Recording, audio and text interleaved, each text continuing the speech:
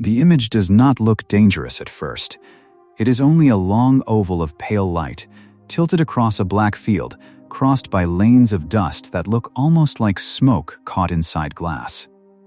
Around it are stars from our own galaxy, sharp and near by comparison, and behind it are faint background galaxies that appear as small red scratches near the edge of the frame. The object in the center is Andromeda, and every pixel of it is light that crossed more than 2 million years before reaching the camera. A telescope does not see the future directly, it sees arrivals. Photons strike a mirror, pass through filters, land on detectors, and become numbers stored in an archive. Those numbers are adjusted, aligned, compared, and stitched together until a shape appears. In one of Hubble's great mosaics, Andromeda is not a single exposure but a construction made from hundreds of overlapping fields gathered over years, turning a nearby galaxy into a landscape that can be studied one star at a time. The strange part is that this galaxy, so far away that its light began traveling before modern humans existed, is not simply sitting at the edge of our sky, it is moving toward us. The motion is not something the eye can follow from night to night. It is hidden in spectra, proper motions, old photographic plates, spacecraft data, and simulations that extend far beyond any human lifetime. But the motion is real enough that the future of the Milky Way has been tied to Andromeda for more than a century. To the naked eye, from a dark place, Andromeda can appear as a faint spindle in the constellation that carries its name. It is easy to miss, especially under modern skies. It has no sharp edge and no dramatic color. It looks like a small cloud that refused to move with the weather. For most of human history, that was all it could be, a dim patch of light, recorded by observers, drawn on charts, folded into old stories, but not yet understood as a separate system of hundreds of billions of stars. Andromeda is about 2.5 million light-years from Earth. That makes it close by galactic standards, though close means something different when the object is a galaxy. A spacecraft moving at the speed of our fastest probes would not cross that distance in any meaningful human time. Light itself, moving at the limit that nature allows, needs 2.5 million years to arrive. When we look at Andromeda tonight, we do not see it as it is now. We see it as it was when early members of our own lineage were living on Earth. The galaxy is also far larger on the sky than it appears to casual vision. Its bright central body is only the easiest part to see. Long exposures reveal a structure several degrees wide, many times the apparent diameter of the full moon. Its disk is tilted steeply from our viewpoint, so we see it almost edge-on, a broad luminous system reduced by perspective into a slanted oval. Dust lanes cut across the glow because cold material inside the disk blocks the light of stars behind it. The Hubble mosaic of Andromeda required roughly 600 overlapping fields of view gathered over about 10 years, and the resulting image contains billions of pixels. That is not just an achievement of imaging. It is an achievement of patience. A galaxy is too large for one narrow telescope frame, even when it is our closest major neighbor. Astronomers had to map it piece by piece, turning the telescope again and again, collecting one region, then another, until the separate squares could be stitched into a survey of a stellar continent. In that survey, stars become countable in a way they cannot be from the ground. Hubble can resolve hundreds of millions of them in Andromeda's disk, though even that is only a fraction of the galaxy's total population. Each bright point in the mosaic is a sun, or sometimes a cluster, set inside a system so wide that light takes more than 200,000 years to cross its full, visible span. The image is familiar because it is a galaxy. It is unsettling because it is coming closer. If these slow journeys through the unknown are what bring you here, subscribing keeps the next distant story close. Andromeda is not a single object in the way a planet is a single object. It is a rotating system of stars, gas, dust, stellar remnants, globular clusters, satellite galaxies, and dark matter. It has spiral arms, though the angle from which we see it makes them harder to separate than the arms of a face-on galaxy. It has a bright central bulge crowded with older stars. It has places where gas collapses into new suns, and places where star formation has slowed into quiet, redder populations. Its scale is difficult to hold in the mind because the galaxy is both visible and unreachable. The light is delicate enough to vanish under street lamps, yet the system that produces it may contain around 1 trillion stars. If the Milky Way is our own city of suns, Andromeda is the next great city across intergalactic space. There is darkness between them, but not emptiness in the absolute sense. There are dwarf galaxies, streams of stripped stars, hot gas, dark matter halos, and the gravitational field of the local group connecting everything. The local group is not a crowded cluster like Virgo or Coma. It is a small association of galaxies, dominated by 2 large spirals, the Milky Way and Andromeda. Around them are smaller companions, some still forming stars, some old and faint, some already being torn apart. The Triangulum Galaxy, or M33, is the 3rd large spiral member. The Large Magellanic Cloud orbits the Milky Way. Dwarf spheroidals and irregular galaxies move through the region like small pieces of a larger structure. The future collision, if it happens, is not the approach of one solid body toward another. Galaxies are mostly space. Stars are separated by distances so large that even during a merger, direct stellar collisions are expected to be extremely rare. The real encounter is gravitational. Dark matter halos overlap first. Gas is compressed. Orbits are changed. Spiral disks are stretched into tidal tails. Star-forming clouds may collapse in bursts. Central black holes drift through disturbed cores until dynamical processes bring them together over long times. That distinction matters because the phrase galactic collision can mislead. It suggests impact, shock, a sudden blow. But the encounter between the Milky Way and Andromeda would unfold across billions of years.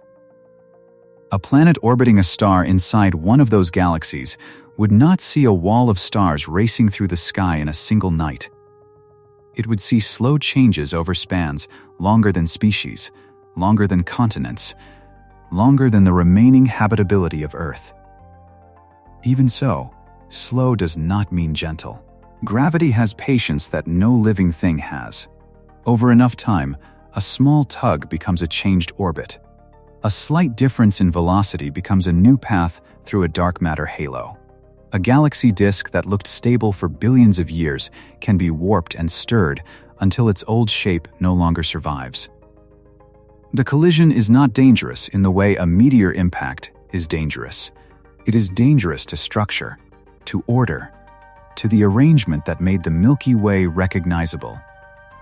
The Milky Way itself is not a finished object. It has eaten smaller galaxies before. Stellar streams arch through its halo, marking the paths of systems pulled apart by our own gravity. The Sagittarius dwarf galaxy is being shredded now, leaving stars wrapped around the sky. The Gaia-Enceladus merger, far in the past, helped build part of the Milky Way's halo. Our galaxy carries evidence of earlier encounters in the ages, motions, and chemical signatures of its stars. Andromeda carries its own scars.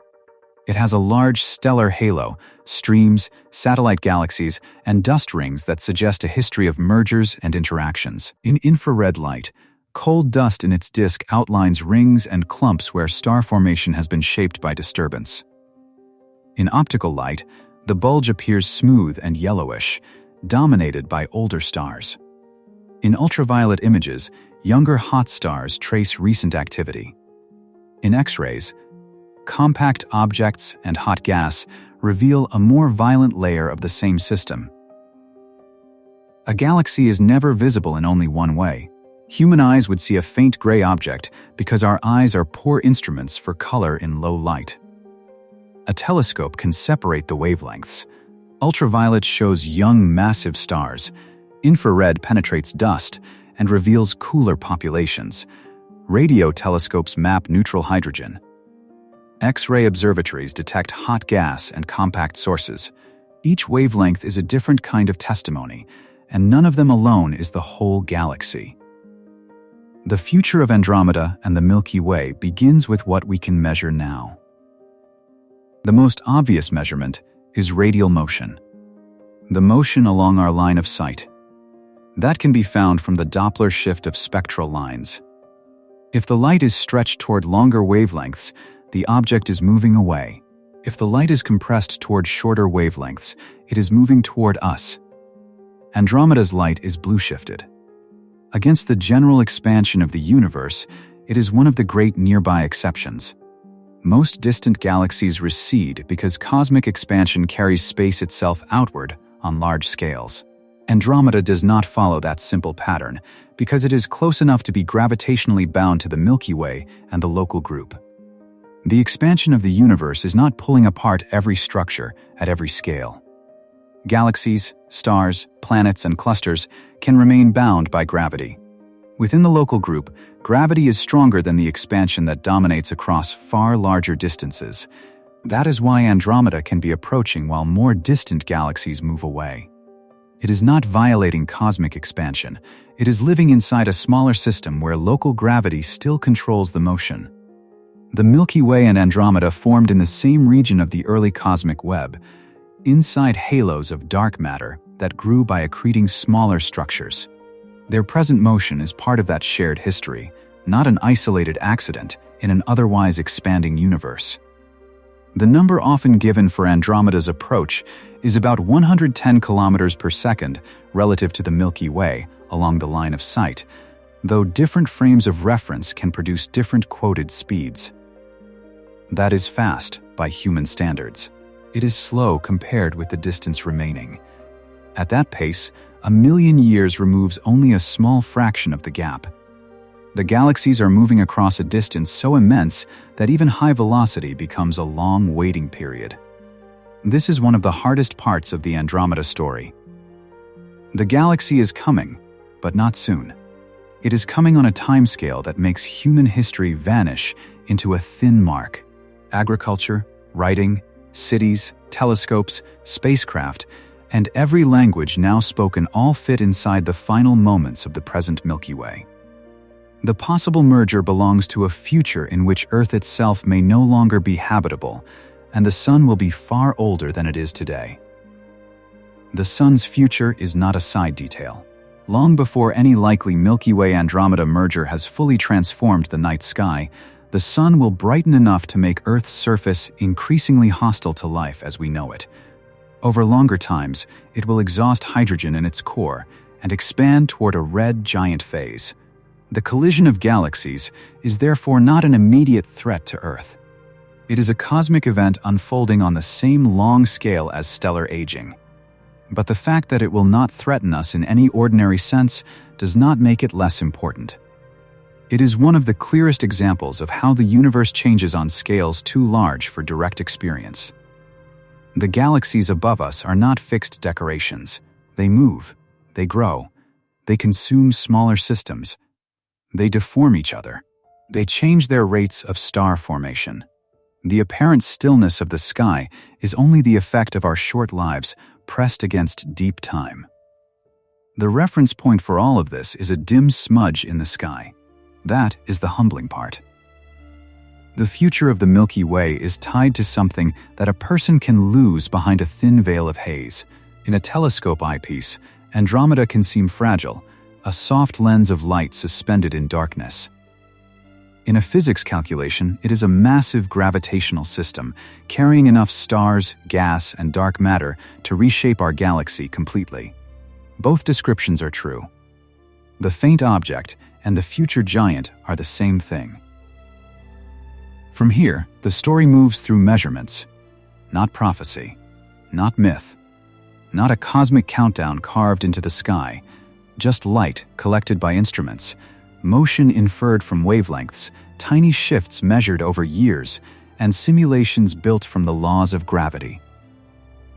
Andromeda is coming because the data say its distance is changing. Whether it will strike directly, glance past, or delay its final merger into a more distant future is the part that remains more difficult than the older story suggested.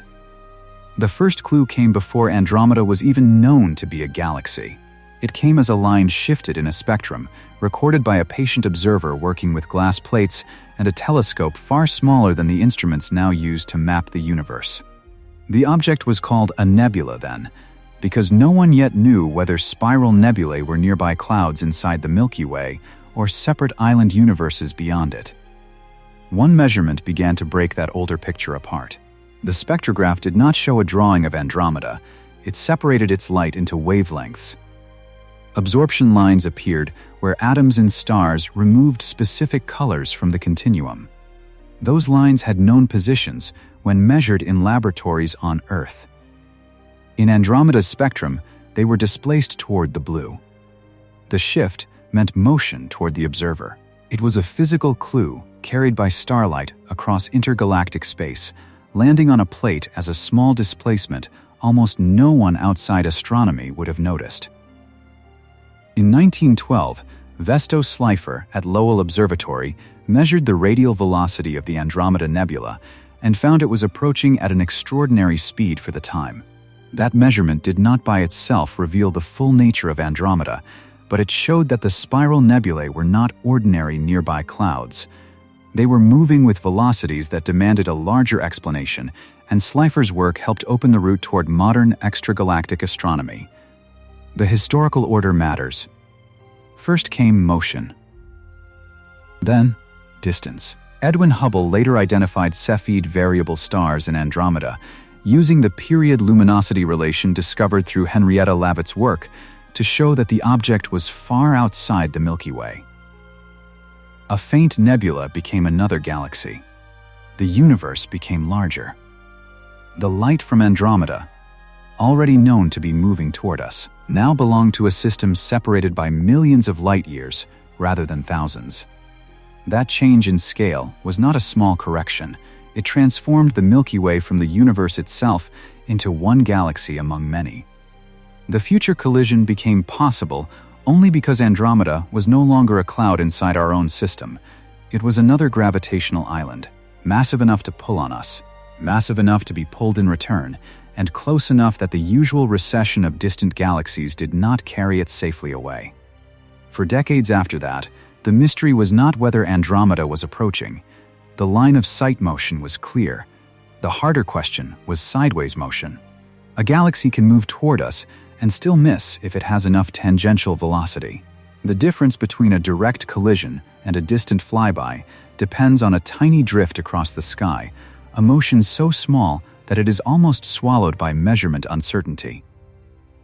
Measuring that sideways drift is like trying to see a continent move from another planet. Andromeda is large, but it is far away. Its apparent shift against background objects over a human lifetime is extremely small. Stars inside Andromeda also move within the galaxy, so their local motions must be separated from the motion of the entire system. The Milky Way's own motion must be accounted for as well, because the observer is not standing still. This is where modern telescopes changed the problem. Hubble could observe selected regions of Andromeda repeatedly over several years, using distant background galaxies as a reference grid. Gaia, designed to measure positions and motions of stars with extraordinary precision, could detect bright stars in Andromeda and Triangulum and help determine their internal motions and center of mass movement. The measurements are still difficult, but they are no longer purely speculative. When astronomers announced the 2012 Hubble result, the picture seemed clearer than it had ever been. Andromeda's sideways motion appeared small enough that a future merger with the Milky Way looked almost unavoidable.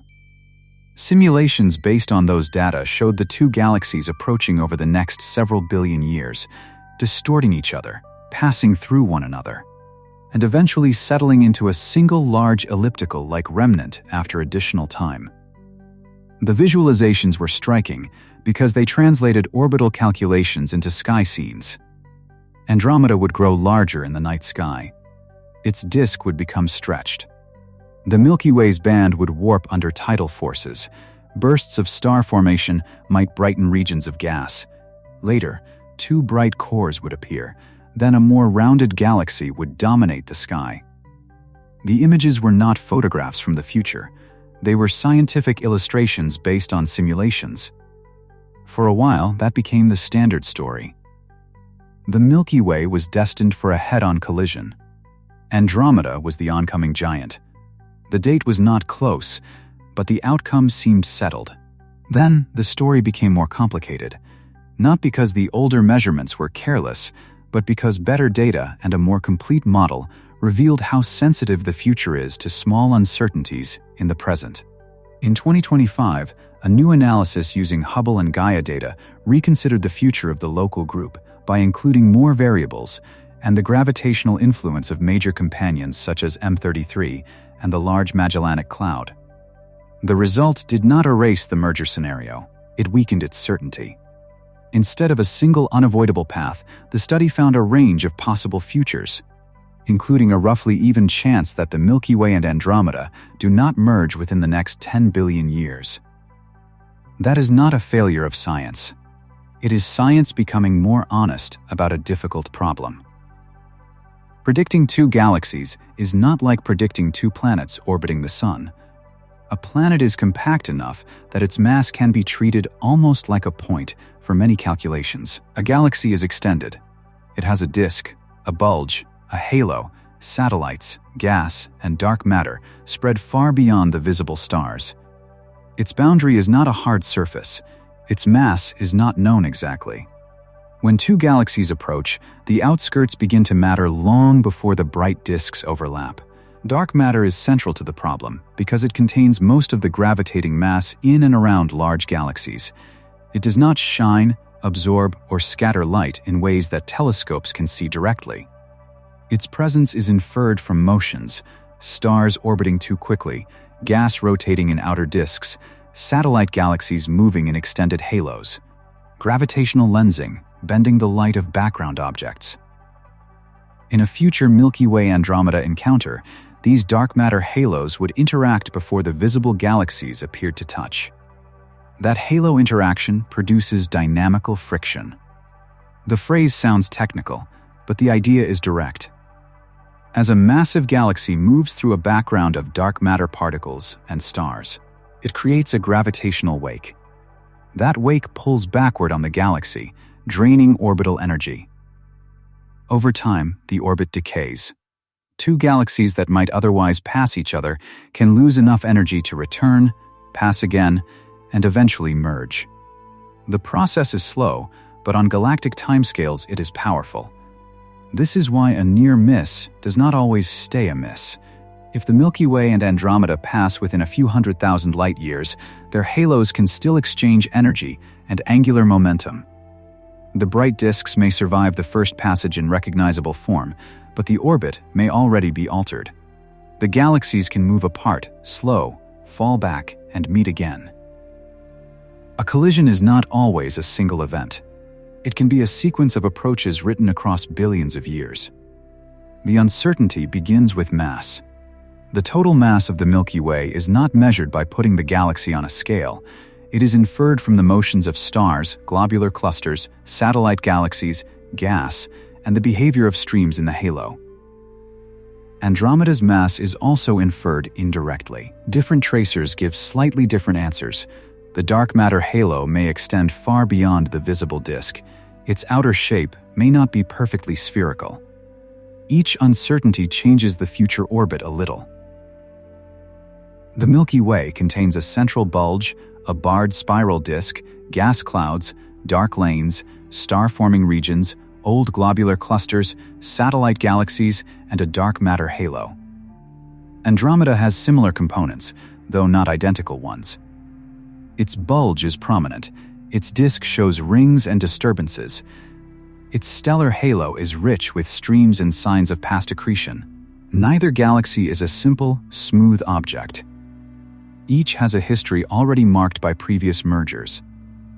A smooth galaxy in a diagram can be useful, but the real sky is messier.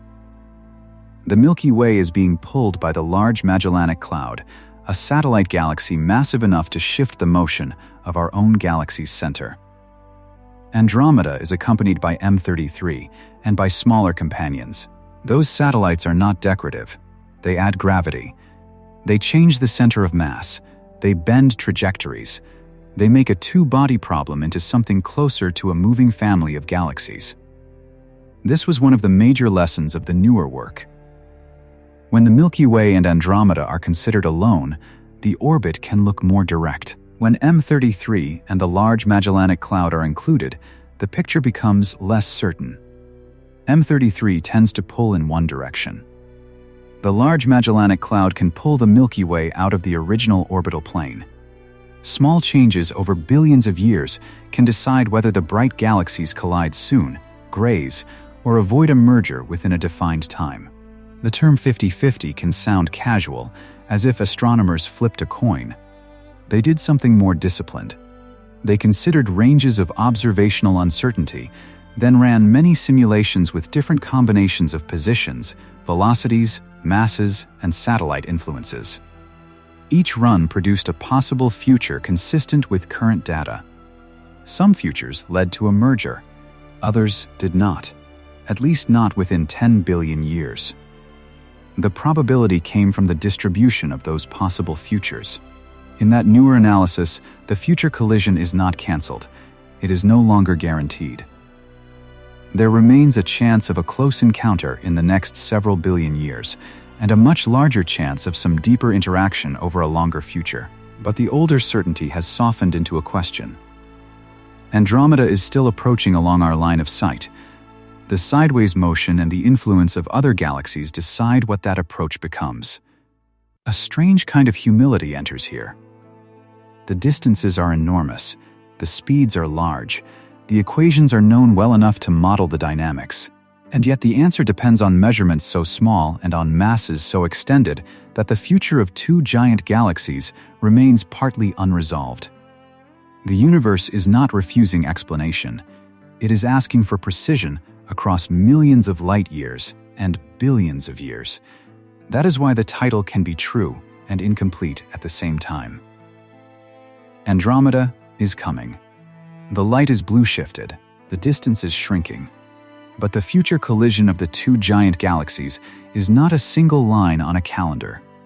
It is a set of possible paths through the local group, shaped by dark matter, satellites, orbital energy, and uncertainties that have not yet been fully removed.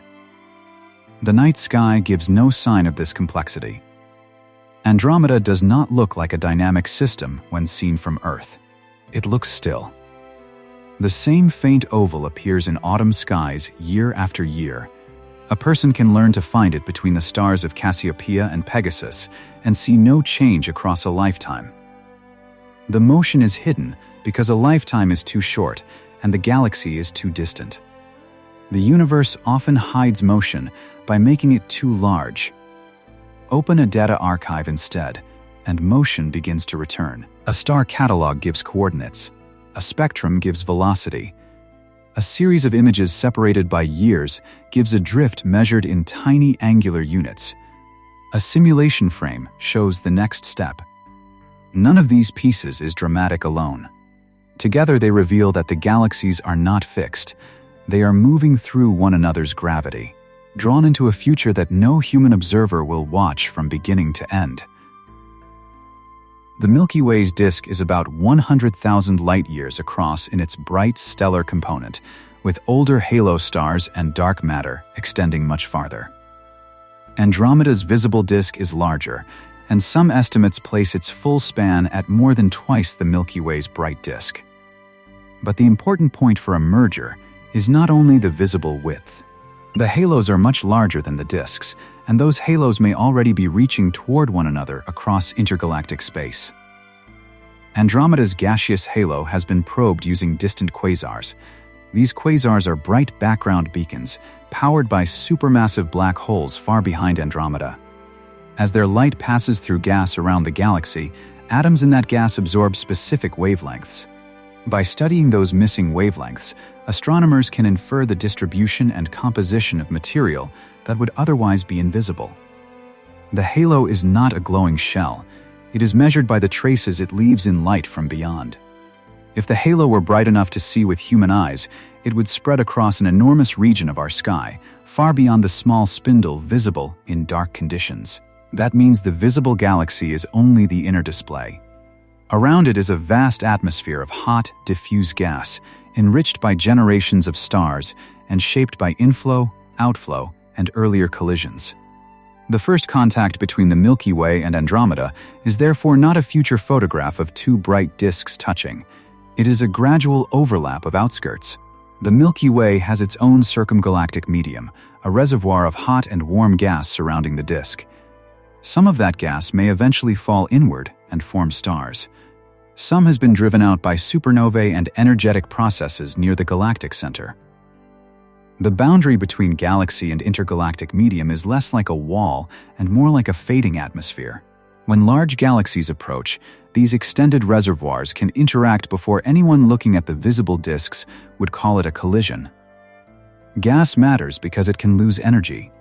Stars mostly pass through a merger as individual orbits altered by gravity. Gas clouds can collide, shock, compress, cool, and collapse.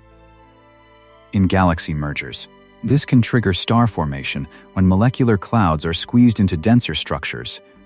It can also feed central regions, driving gas towards supermassive black holes and changing the activity of galactic nuclei.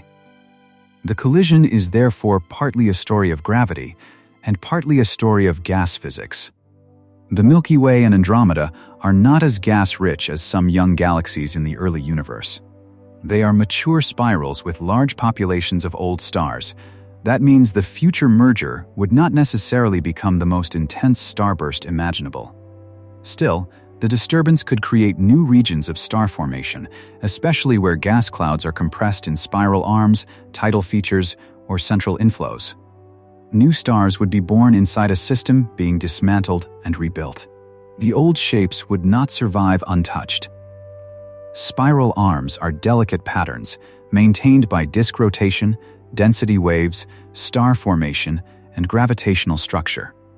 During a major merger, tidal forces can pull arms outward into tails and bridges. The disks can thicken. Stars can be thrown into more elliptical or randomized orbits. The neat flattened shape of the Milky Way, the band of light that crosses our sky, would eventually give way to something more rounded and less orderly. This is how elliptical galaxies can form, especially through major mergers of large disks. The result is not a featureless ball in a simple sense. It can contain shells, streams, old tidal debris, globular clusters, dark matter, hot gas, and a central concentration of stars. But compared with a spiral galaxy, it lacks the same cold, thin disk and the same graceful pattern of spiral arms. A merger remnant is a record of violence that has aged into smoothness. The name sometimes given to the future remnant is Milkomeda. It is informal, almost playful, but the object it describes would be immense. The mixed stellar populations of the Milky Way and Andromeda joined after repeated passages and orbital decay. The Sun. If it still exists as a recognizable star in the later stages, would not remain in its present quiet circular path around the Milky Way's center. Simulations suggest it could be scattered to a much larger orbit in the remnant's outer regions. That does not mean the solar system would be torn apart by nearby stars. Space between stars is enormous. Even inside a galaxy merger, the chance of another star passing close enough to directly disrupt the planets is small.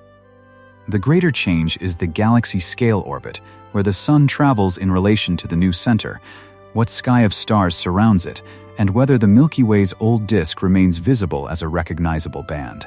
A galactic merger is therefore not like two swarms of sand grains colliding grain for grain. It is more like two immense gravitational fields interpenetrating, each star following a new path through a changing potential. If two stars pass within a few light years of each other, that is already close in galactic terms. The disks can pass through each other while the individual stars mostly avoid direct contact because the distances between stars are so large compared with the stars themselves. The central black holes are different. The Milky Way contains Sagittarius A, a supermassive black hole of about 4 million solar masses. Andromeda's central black hole is much more massive. often estimated at over 100 million solar masses. During a merger, the galactic centers would sink toward the center of the remnant through dynamical friction. Their black holes could eventually form a binary and, after further hardening, merge by emitting gravitational waves. That final black hole merger, if it occurs, would be invisible to human eyes but enormous in gravitational energy. Space-time itself would ripple as the black holes spiraled together.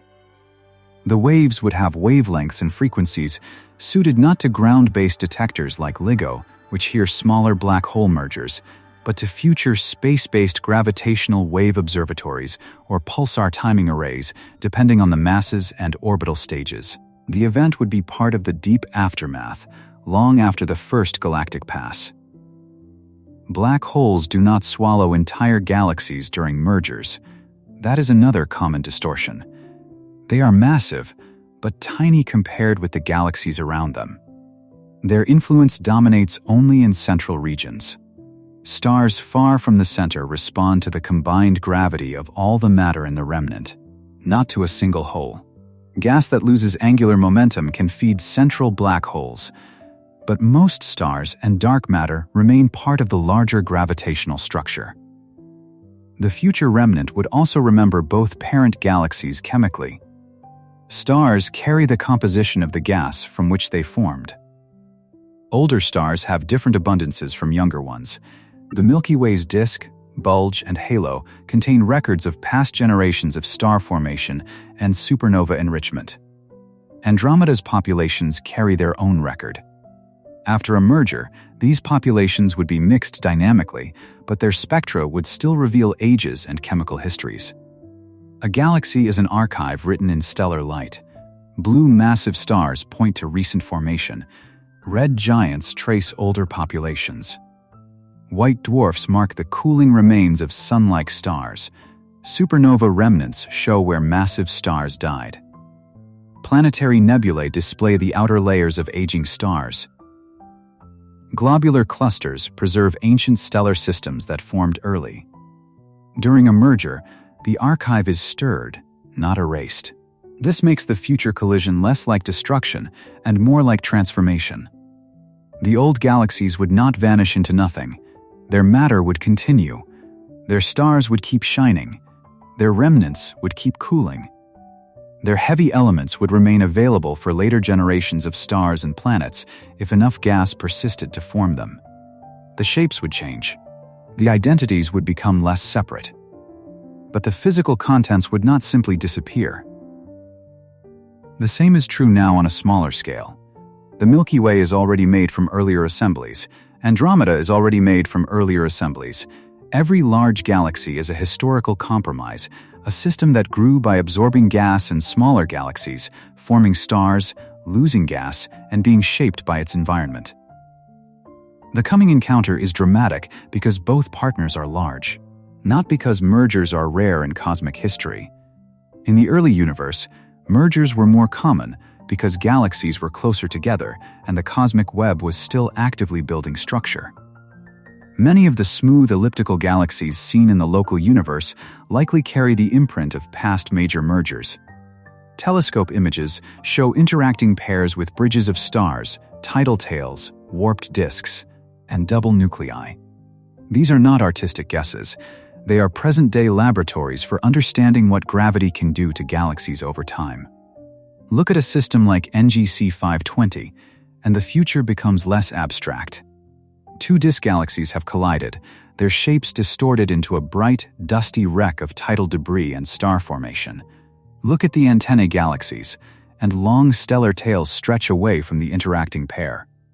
Look at mice galaxies or whirlpool-like systems, and bridges and arms show how one galaxy can draw material from another.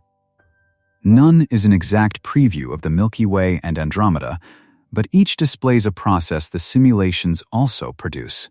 Astronomers study these systems because we cannot wait billions of years for our own example. The universe provides snapshots at different stages. One pair is just beginning to interact. Another is passing through the first close approach. Another has nearly merged. Another has settled into a smoother remnant. by comparing many systems and by matching them with simulations. Researchers build a sequence from separate observations. It is not a movie filmed continuously. It is a reconstruction from many frames. Computer simulations are the bridge between those frames. They take initial conditions, represent stars, gas, and dark matter with particles or fluid elements, and let gravity and hydrodynamics evolve the system. The best simulations include star formation, feedback from supernovae, gas cooling, black hole growth, and the effects of dark matter halos. They are not perfect miniature universes. They are tools, and their value comes from how well their outcomes match real galaxies. The future Milky Way Andromeda simulations begin with measurements, present distance, radial velocity, tangential velocity, mass estimates, satellite motions, and assumptions about the halos. Change any one of these within its uncertainty, and the long-term path can change. That sensitivity is why the newer 100,000 simulation approach is powerful. It does not pretend one input set is exact. It samples many allowed possibilities and asks how often each kind of future appears. This is a more cautious kind of wonder. The collision is not a fable with a fixed ending. It is a physical problem still being measured. Better proper motions, better mass estimates, and better modeling of the Large Magellanic Cloud and M33 may eventually narrow the outcomes again. The answer may swing toward merger or toward delay. For now, Andromeda's future is not a single certainty, but a probability distribution stretched across deep time. A probability distribution can feel unsatisfying because it refuses the clean sentence. But the universe rarely owes us a clean sentence. The facts we have are enough to show approach, enough to show possible transformation, enough to explain the mechanisms, and not enough to remove all doubt. That is the honest shape of the mystery. The visual story still begins with Andromeda growing larger, because any close encounter requires the galaxy to loom in the sky long before the bright disks overlap. From a future world under dark skies, the faint oval would widen over immense spans of time. Spiral structure, dust lanes, and bright star-forming regions would become more apparent. The Milky Way's own band would remain overhead, but the presence of another giant would no longer be a small patch between constellations. Imagine a sky in which Andromeda is no longer something to search for. It is too large to ignore. The first changes would still be slow. A civilization lasting 10,000 years might notice no obvious movement without precise instruments. A civilization lasting 10 million years could record Andromeda's growth across its entire cultural memory. But by the time the close encounter approached, the galaxy would occupy a broader region of the sky than any present observer has seen. The night would not be darker. It would be more crowded with a second structure rising into view. The moon would still be the moon if it still existed. The planets would still follow the sun. Nearby stars would still appear as points. The future galaxy would not fill the sky with blazing light like daylight. Surface brightness behaves differently from total brightness. A larger Andromeda would spread its light over a larger area. It would be visually grand, but not a solid glowing object. Dust lanes and star clouds would be visible under dark conditions, especially to eyes or instruments adapted to low light. As the galaxies approached, tidal forces would begin to distort them. The side of each galaxy closer to the other would feel a slightly stronger gravitational pull than the far side. Across objects tens or hundreds of thousands of light years wide, those differences are enough to stretch disks and raise tidal features. Stars in the outskirts are most easily disturbed because they are less tightly bound than stars deep in the central regions. The first passage, in the classical merger scenario, would be the great turning point. The disks would interpenetrate. Gas clouds would be compressed. Long arcs of stars could be pulled outward. The Milky Way's spiral structure would be warped. Andromeda's disk would be stretched. The galaxies would not stop on contact. They would pass through, distorted, carrying changed velocities, their halos dragging against one another in the dark. After that first passage, the galaxies could separate again. To a future observer, the sky might show two damaged giants, no longer symmetrical, with bridges and tails extending across vast regions. Star formation could flare in compressed gas. Massive young stars would burn blue and die quickly, adding supernovae to disturbed regions.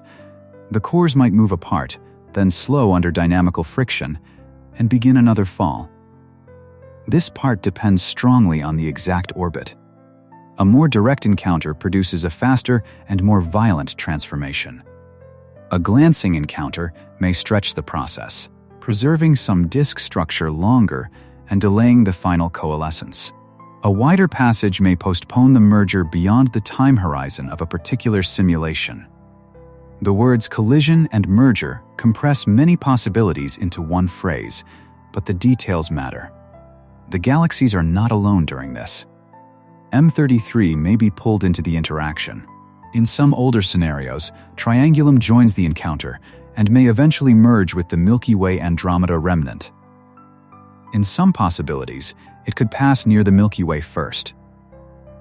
The Large Magellanic Cloud, meanwhile, is expected to have its own future with the Milky Way, and its mass changes our galaxy's motion even before the Andromeda encounter is settled. The local group is therefore not a quiet stage with two actors. It is a small gravitational ecosystem. The largest members dominate, but the smaller ones can still change the timing, the angles, and the final state. A satellite galaxy is small compared with Andromeda, but small does not mean irrelevant when billions of years of gravitational leverage are available. To understand why a satellite matters, picture the Milky Way not as a rigid disk nailed to space, but as a moving mass responding to every large object near it. The Large Magellanic Cloud is not simply orbiting like a decorative moon, it is massive enough that the Milky Way itself shifts in response. The center of our galaxy's dark matter halo and the motion of the disk can be affected by the LMC's infall, changing the frame in which the future Andromeda encounter is calculated. The Large Magellanic Cloud is also probably on its first infall or an early passage around the Milky Way, carrying a dark matter halo of its own. As it falls, it creates a wake in the Milky Way's halo, and that wake alters the distribution of mass around us. These effects are difficult to include perfectly, but they are not optional if the goal is to predict the local group's future. A galaxy is not only its visible stars, it is also the invisible structure through which satellites move. M33 plays a related role on Andromeda's side. It is smaller than Andromeda but still a real spiral galaxy, with stars, gas, dust, and dark matter. Its motion can tug on Andromeda, and Andromeda tugs back. Whether M33 is on its first infall has passed before, or will join a future merger changes the geometry of the system. A small change in the angle today can become a large separation billions of years from now. This is why the future collision is a mystery built from known physics rather than unknown forces. No new law is needed to make the prediction difficult. Gravity is enough. Dark matter is enough. Measurement uncertainty is enough. The problem is that the local group is extended, massive, and old, and its important quantities cannot all be measured as cleanly as we measure a planet around the Sun. A planet leaves a crisp track across a star chart. A galaxy leaves a long argument. Gaia measures stellar positions and motions with extreme precision, but Andromeda is outside the Milky Way. Its individual stars are faint and crowded, and the motion of the galaxy across the sky is tiny. Astronomers must select stars likely to belong to Andromeda, correct for the internal rotation of its disk, subtract the apparent motion caused by the Sun and the Milky Way, and compare the result with distant quasars or other reference points. The final number is a center of mass motion extracted from many smaller motions. The angular units involved are almost absurdly small. Micro-arcseconds per year belong to a scale of measurement far beyond unaided human perception. 1 arcsecond is already a tiny fraction of a degree. A micro-arcsecond is 1/1,000,000th of that. Yet the fate of two giant galaxies can depend on a sideways motion measured in this almost invisible way. A drift too small to see, becomes the difference between collision, close passage, and long delay. Hubble's earlier measurements worked by repeatedly observing selected fields in Andromeda over a 5 to 7 year baseline. Background galaxies served as nearly fixed points because they are much farther away. If Andromeda's stars shifted relative to those background galaxies, the displacement could reveal motion. The work required stable imaging, careful calibration, and a long enough interval for the tiny signal to emerge from noise. Even then, the result carried uncertainty. Not all stars in Andromeda move with the center of the galaxy. Some rotate with the disk. Some belong to halo populations. Some may be part of streams or substructures created by earlier mergers. The Milky Way also moves, and the Sun is orbiting the Milky Way's center. The apparent direction of Andromeda's motion has to be disentangled from the observer's own motion, like measuring the drift of a distant ship from another ship that is also turning. The more complete the correction becomes, the more the older simplicity fades. That is not because the collision story was foolish. It is because early certainty often belongs to problems before all variables are included. As the local group model becomes more realistic, it becomes less tidy. A direct merger remains possible. A delayed merger remains possible. A close passage without merger inside 10 billion years remains possible. The sky keeps the answer in motion. The historical story of Andromeda has followed that pattern before. It began as a cloud. Then it became a nebula with a strange spectrum. Then it became an island universe. Then it became the Milky Way's future collision partner. Now it is also a test of how well astronomers can measure the motions of galaxies beyond their own. Each generation did not simply add drama. It added scale, distance, evidence, and a sharper sense of uncertainty. Andromeda itself is visible because its stars shine, but much of what matters dynamically is not directly visible. Its dark matter halo may extend hundreds of thousands of light years. Its gaseous halo contains hot diffuse material detected through absorption in background sources. Its satellite galaxies follow orbits shaped by the same mass distribution. The bright disk is the easiest part to photograph, not the full body of the galaxy. That creates a mismatch between human imagination and galactic reality.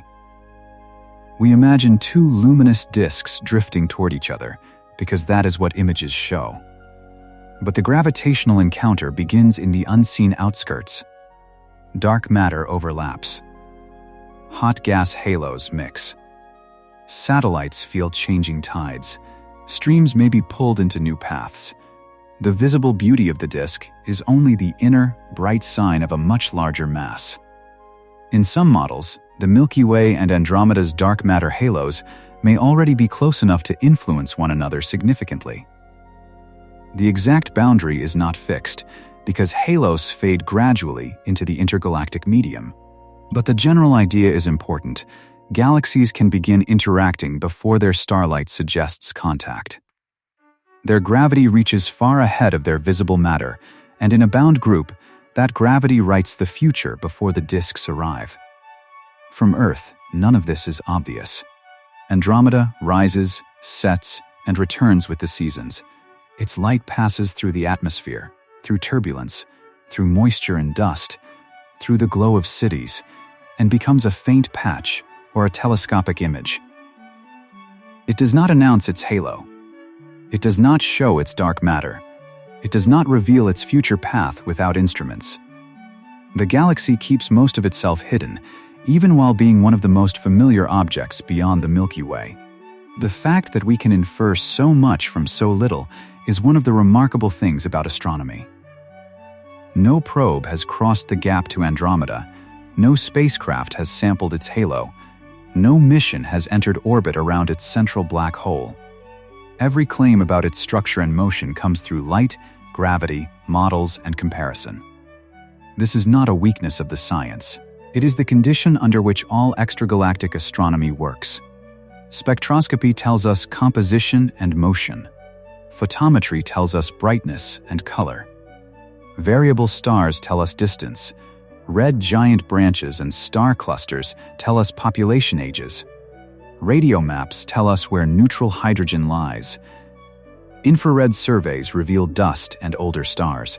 X-ray observations reveal hot gas, compact binaries, and energetic sources. Quasar absorption lines probe material far outside the disk. Proper motion studies try to determine how the whole system moves across the sky. Each method has limits. Dust can hide stars. Crowding can confuse measurements. Stellar populations can overlap. A variable star can be misclassified. A halo tracer may not represent the whole halo. A model can reproduce one observation while failing another. This is why astronomers use many methods at once. A galaxy as large and complex as Andromeda cannot be understood from a single image, even an extraordinary one. Hubble's panoramic view of Andromeda gives one kind of intimacy. It turns a naked eye smudge into a census of stars across part of the disk. You can look into lanes of dust where future stars may form, into blue associations of young massive stars, into older yellow populations, into the bright central concentration where orbits are crowded. The mosaic makes Andromeda feel nearby, almost mapped. Then, the distance returns. Every resolved point is still millions of light years away. The light in that image left Andromeda before the genus Homo had fully become what it is now. It crossed intergalactic space while ice ages came and went, while species emerged and vanished, while continents shifted only slightly by geological standards. It arrived at a mirror in Earth orbit and became a digital record. In the image, deep time is not an abstraction. It is the travel time of every photon. The future reverses that sense of distance.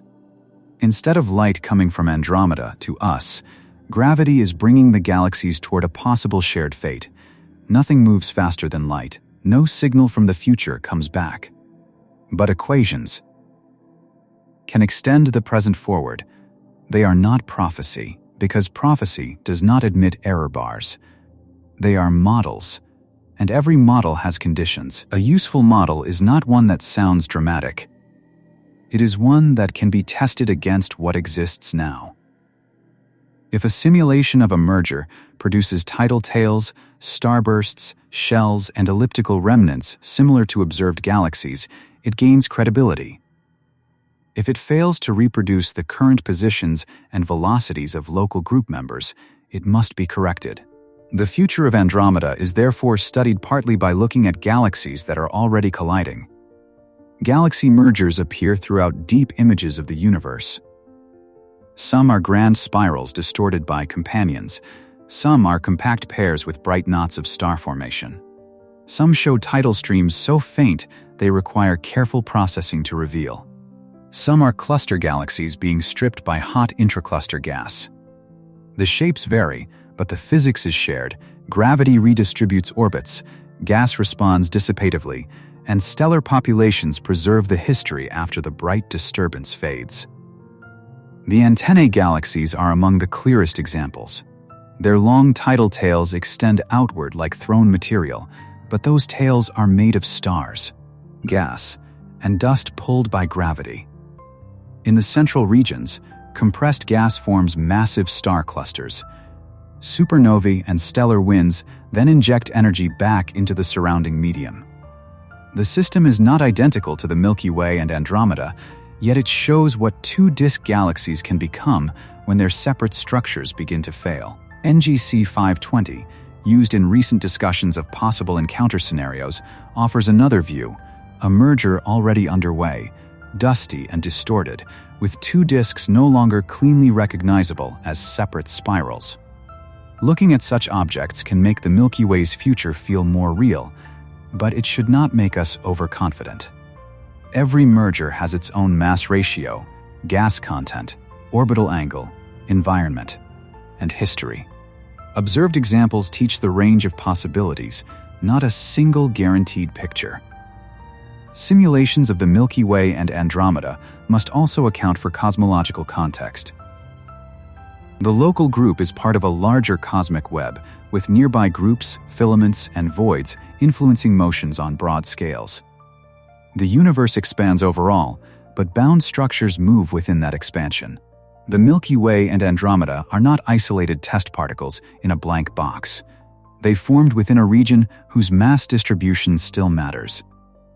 Dark energy adds a larger background to the story.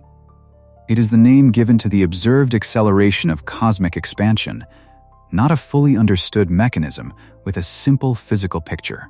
Over very large scales, it drives distant galaxies away faster over time. But inside the local group, gravity still wins. Andromeda can approach because the local group is bound.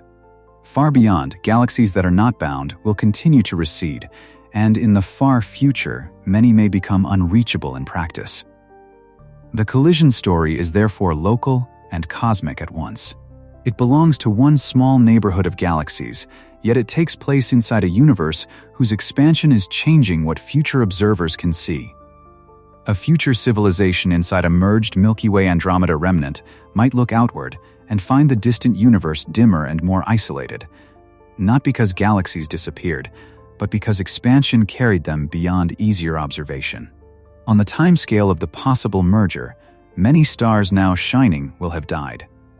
Massive blue stars in both galaxies live only millions of years. Sun-like stars live billions. Red dwarfs can last far longer than the current age of the universe. A merger remnant billions of years from now would contain many long-lived low-mass stars, white dwarfs, neutron stars, black holes, and whatever new stars formed from remaining gas during the encounter. Massive stars born in merger-triggered regions would live briefly and die violently. Their supernovae would enrich gas with heavy elements, send shockwaves through surrounding clouds, and leave neutron stars or black holes behind. Some would create expanding remnants visible in X-rays and radio waves. Others would fade into older debris. The bright blue fireworks of a starburst are always temporary, because the stars responsible burn their fuel quickly. Older stars, by contrast, would carry the continuity. They would be pulled into new orbits, scattered into halos, shells, streams, and the central body of the remnant. They would not know which galaxy they came from in any conscious sense, but their chemistry would. A spectrum taken billions of years later could still distinguish populations born in the Milky Way from those born in Andromeda, if the observer had enough data and patience.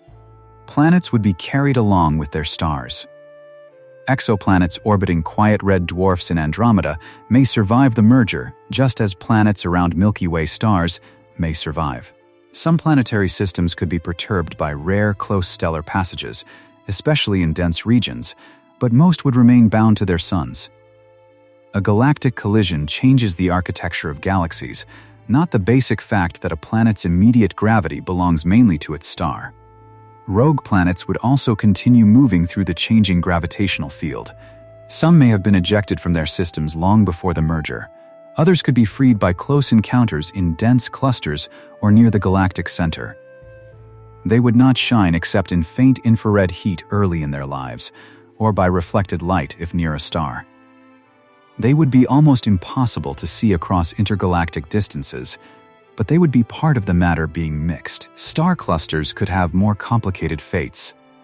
Globular clusters, already ancient and tightly bound, might survive the merger as compact islands of old stars orbiting the remnant. Open clusters, looser and younger, could be disrupted more easily. New massive clusters might form where gas is compressed. Over time, the remnant would carry a population of clusters from both galaxies, plus any born during the encounter, like dated markers in a disturbed archive. The central regions are where the strongest changes may occur. Gas driven inward by gravitational torques can feed star formation or black hole activity. But how much activity depends on how much gas remains and how efficiently it loses angular momentum. The Milky Way is not a gas-rich young disk. Andromeda also has a substantial old stellar population. The merger could brighten central activity, but it should not be imagined automatically as a quasar-level event unless conditions allow it. Near the centers, stellar densities rise, orbits become more chaotic. The supermassive black holes would move within a changing sea of stars and dark matter. Dynamical friction would drag them inward as they transfer energy to surrounding material. Eventually, if they form a tight binary, interactions with stars and gas can shrink the orbit further. At the final stage, gravitational radiation carries energy away and the black holes merge. That final coalescence would occur on a timescale uncertain, enough that it should not be treated as a simple clock following the first galactic contact. The so-called final parsec problem describes the difficulty of bringing massive black hole binaries close enough for gravitational waves to dominate, especially if not enough stars or gas interact with the binary. In real galaxies, triaxial shapes, gas inflow, and repeated perturbations may help. The details remain an active area of research. It is possible to tell the Andromeda story without pretending every step is solved. In fact, the uncertainty is part of what makes it real. A false version would list a few dates and treat them as destiny. A better version shows why those dates were produced, why they changed, and what physical processes would unfold if the merger path is the one the local group follows. The first future scene is still simple. Andromeda grows. It grows slowly at first, over times longer than mountains last. The faint oval becomes wider, its dark lanes become more defined, its bright core becomes harder to miss. The galaxy that once required a dark sky and patience becomes a major feature of the night. A future observer might see it as a second Milky Way band, not stretched across the whole sky in the same way, but broad enough to change the visual character of every clear night. In the 2012 visualization sequence, Andromeda becomes noticeably larger in about 2 billion years. By roughly 3.75 billion years, it fills much more of the field of view. Around the time of close passage, tidal stretching and star formation alter both galaxies. Later, after additional billions of years, the cores appear as a pair of bright lobes before settling into a merged remnant. These are illustrative steps in a model, not observations, but they help translate time into a visible sequence. The 2025 reassessment means those dates should be handled as one possible path, not as the only future. A close passage could happen later. A direct head-on collision within 4 to 5 billion years appears less likely in the updated analysis than older headlines suggested. A merger within 10 billion years is possible, but not guaranteed. And beyond 10 billion years, the problem becomes even more dependent on long-term orbital evolution and cosmic context. The headline changed because the evidence changed. That is not weakness. It is the way a scientific prediction survives contact with better data. When the first model was simpler, the future looked almost certain. When the model included more of the local group and more sources of uncertainty, the future opened into several paths. Andromeda did not stop moving toward us. The human confidence in one exact outcome changed. This is a useful kind of mystery. It is not vague. It has numbers. It has telescopes. It has velocities. It has simulations. It has names attached to measurements and uncertainties. The mystery is not whether the universe is understandable. The mystery is how carefully we have to measure it before the future becomes narrow enough to state with confidence. Right now, the galaxies remain separated by about 2.5 million light-years. The gap contains sparse gas, small galaxies, dark matter, and the long reach of gravity. A photon crosses it in 2.5 million years. A galaxy moving at 110 kilometers per second covers about 3.5 billion kilometers in a year, which sounds enormous until it is compared with a light year. At galactic distances, even extraordinary speeds become gradual. That mismatch between speed and distance gives the story its quiet tension. Andromeda is coming quickly by the standards of spacecraft and slowly by the standards of galaxies. It is both close and unreachable. It is visible without optical aid and still separated from us by a gulf no human mission could cross with present technology. It is part of our neighborhood, but the neighborhood is measured in millions of light years. The Milky Way and Andromeda are also moving through time as aging systems. Their gas reservoirs are being consumed or heated. Their star formation rates are not those of the first galaxies.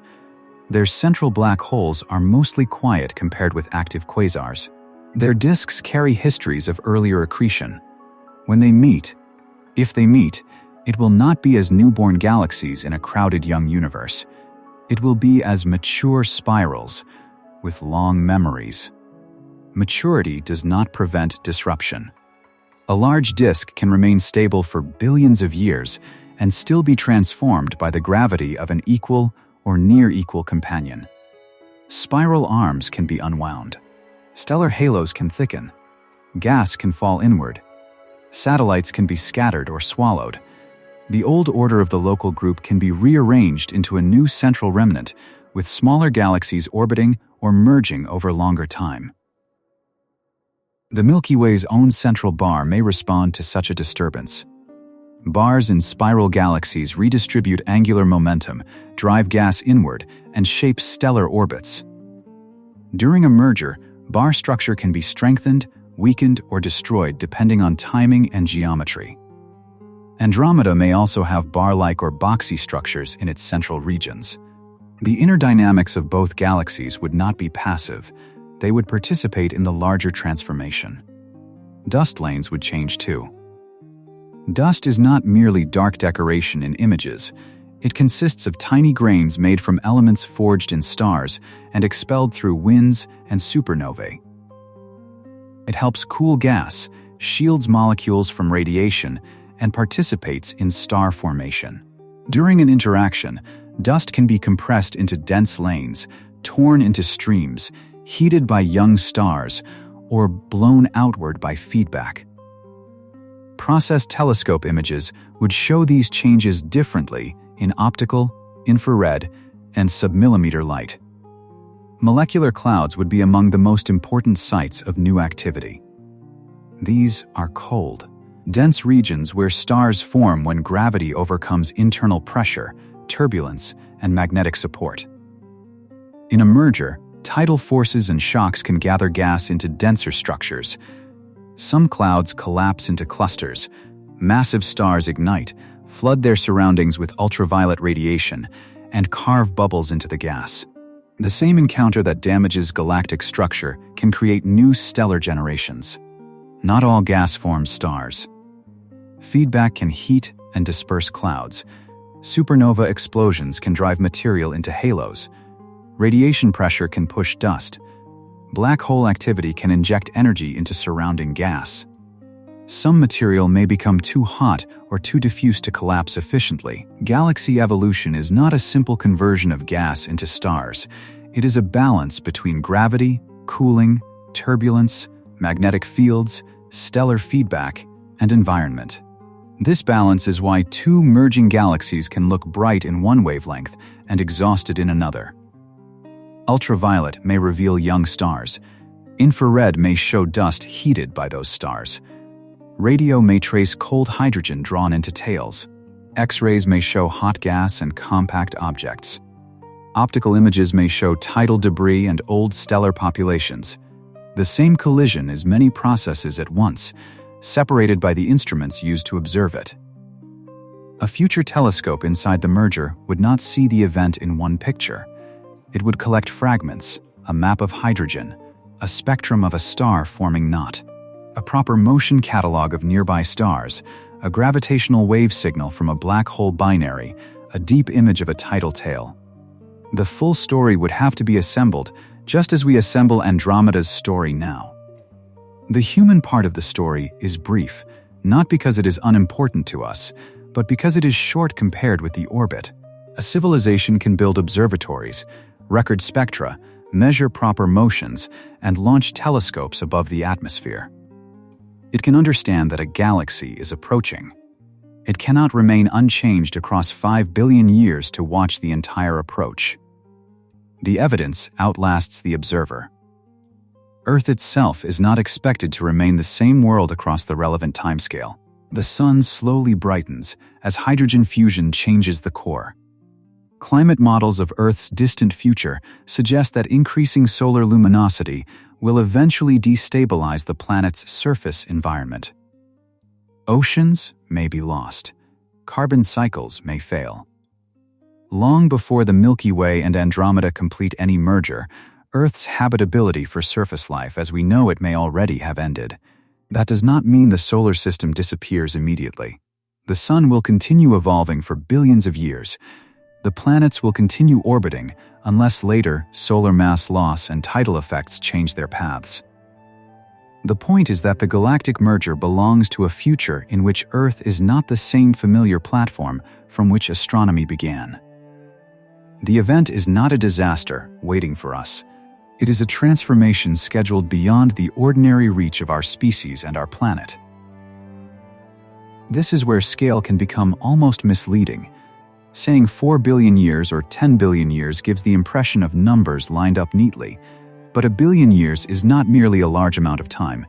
It is enough time for continents to rearrange, oceans to open and close, stars to leave the main sequence, and life to change beyond recognition. The future collision is not late in human history. It is outside human history almost completely. Yet the light from Andromeda is here now. That is the bridge between the present and the future. The galaxy can be studied tonight. Its photons are already arriving. Its spectra already show motion. Its stars already reveal ages and composition. Its halo already leaves absorption marks in quasar light. Its satellites already follow orbits shaped by its mass. The future is distant, but the evidence for it is not hidden in the future. It is embedded in present observations. Consider a single spectrum. A slit or fiber captures light from a region of Andromeda and sends it through a spectrograph.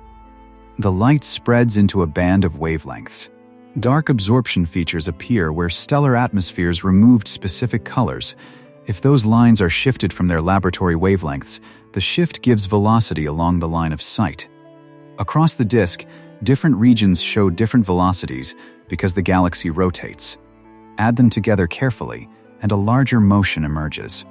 Andromeda's disk rotates, and that rotation must be separated from the motion of the galaxy as a whole. One side approaches faster, the other recedes relative to the center. Gas maps show this rotation clearly in radio observations of neutral hydrogen. Stellar spectra reveal related motions in different populations.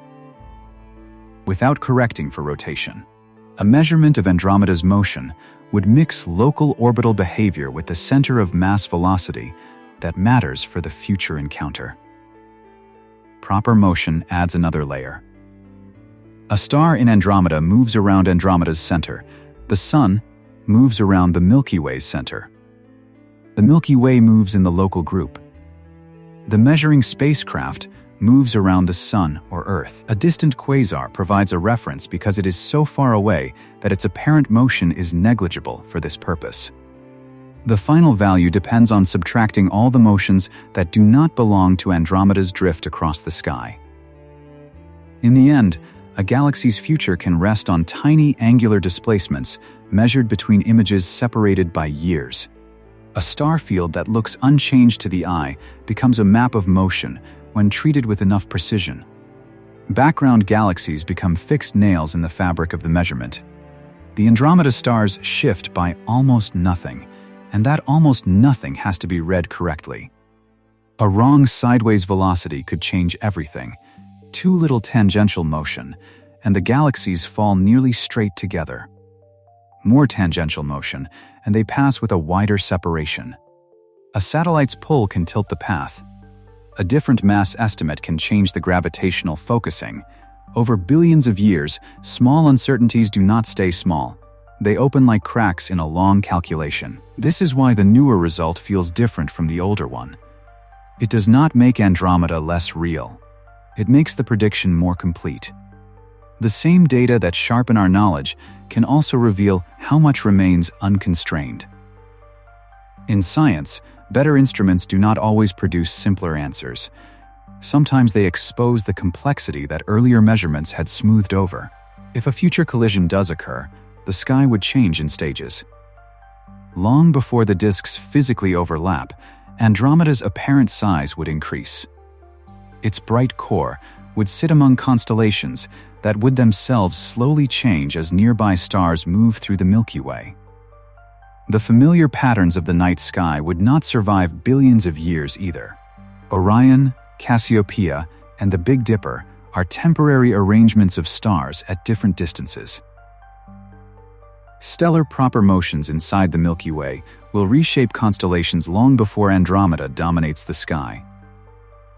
Nearby stars drift against one another because they have different velocities through the galaxy.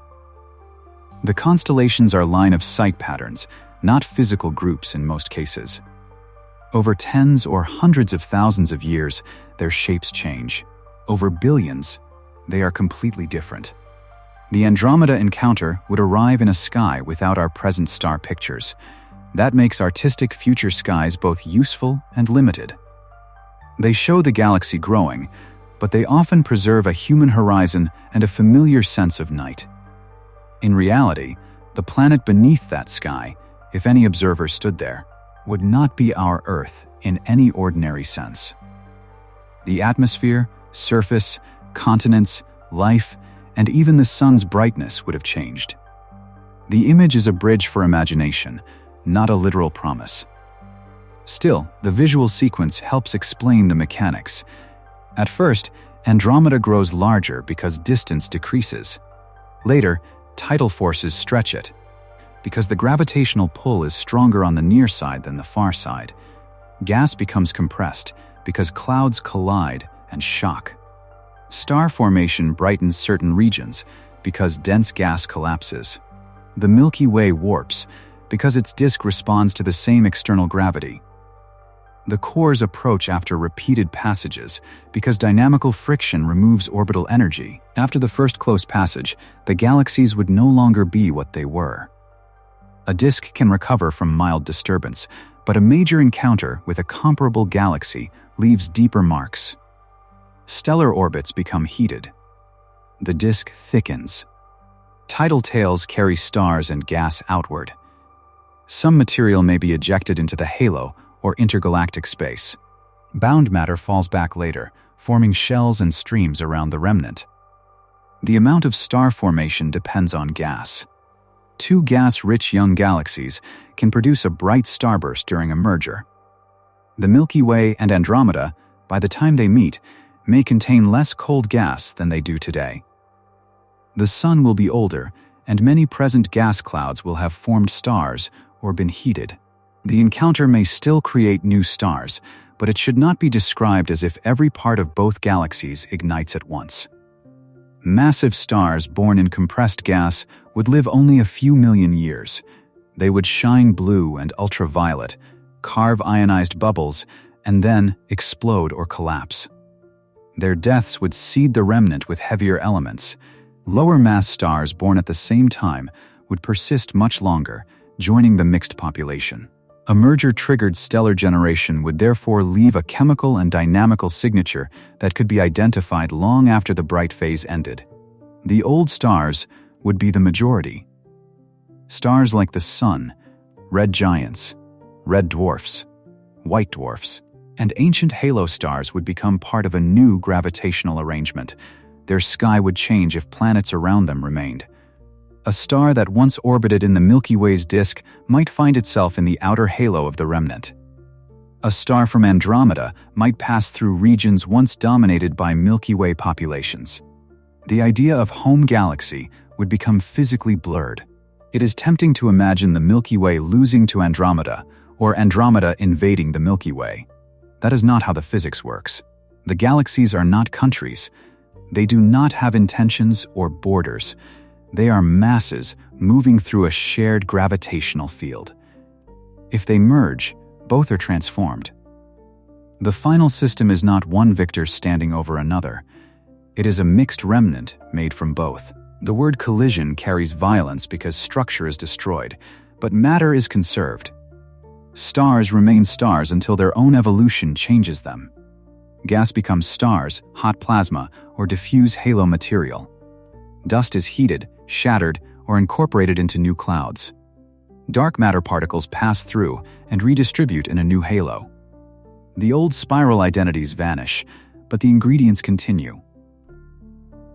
The future galaxy would be less familiar, but it would not be empty. It would contain countless long-lived red dwarfs, old star clusters, white dwarfs fading for trillions of years, neutron stars cooling, black holes moving through the remnant, and perhaps planets orbiting quietly around stars whose sky no longer carries a Milky Way band. A merger is one chapter in a much longer stellar future. Red dwarfs are especially important for that long future because they burn hydrogen slowly and can last far beyond the current age of the universe.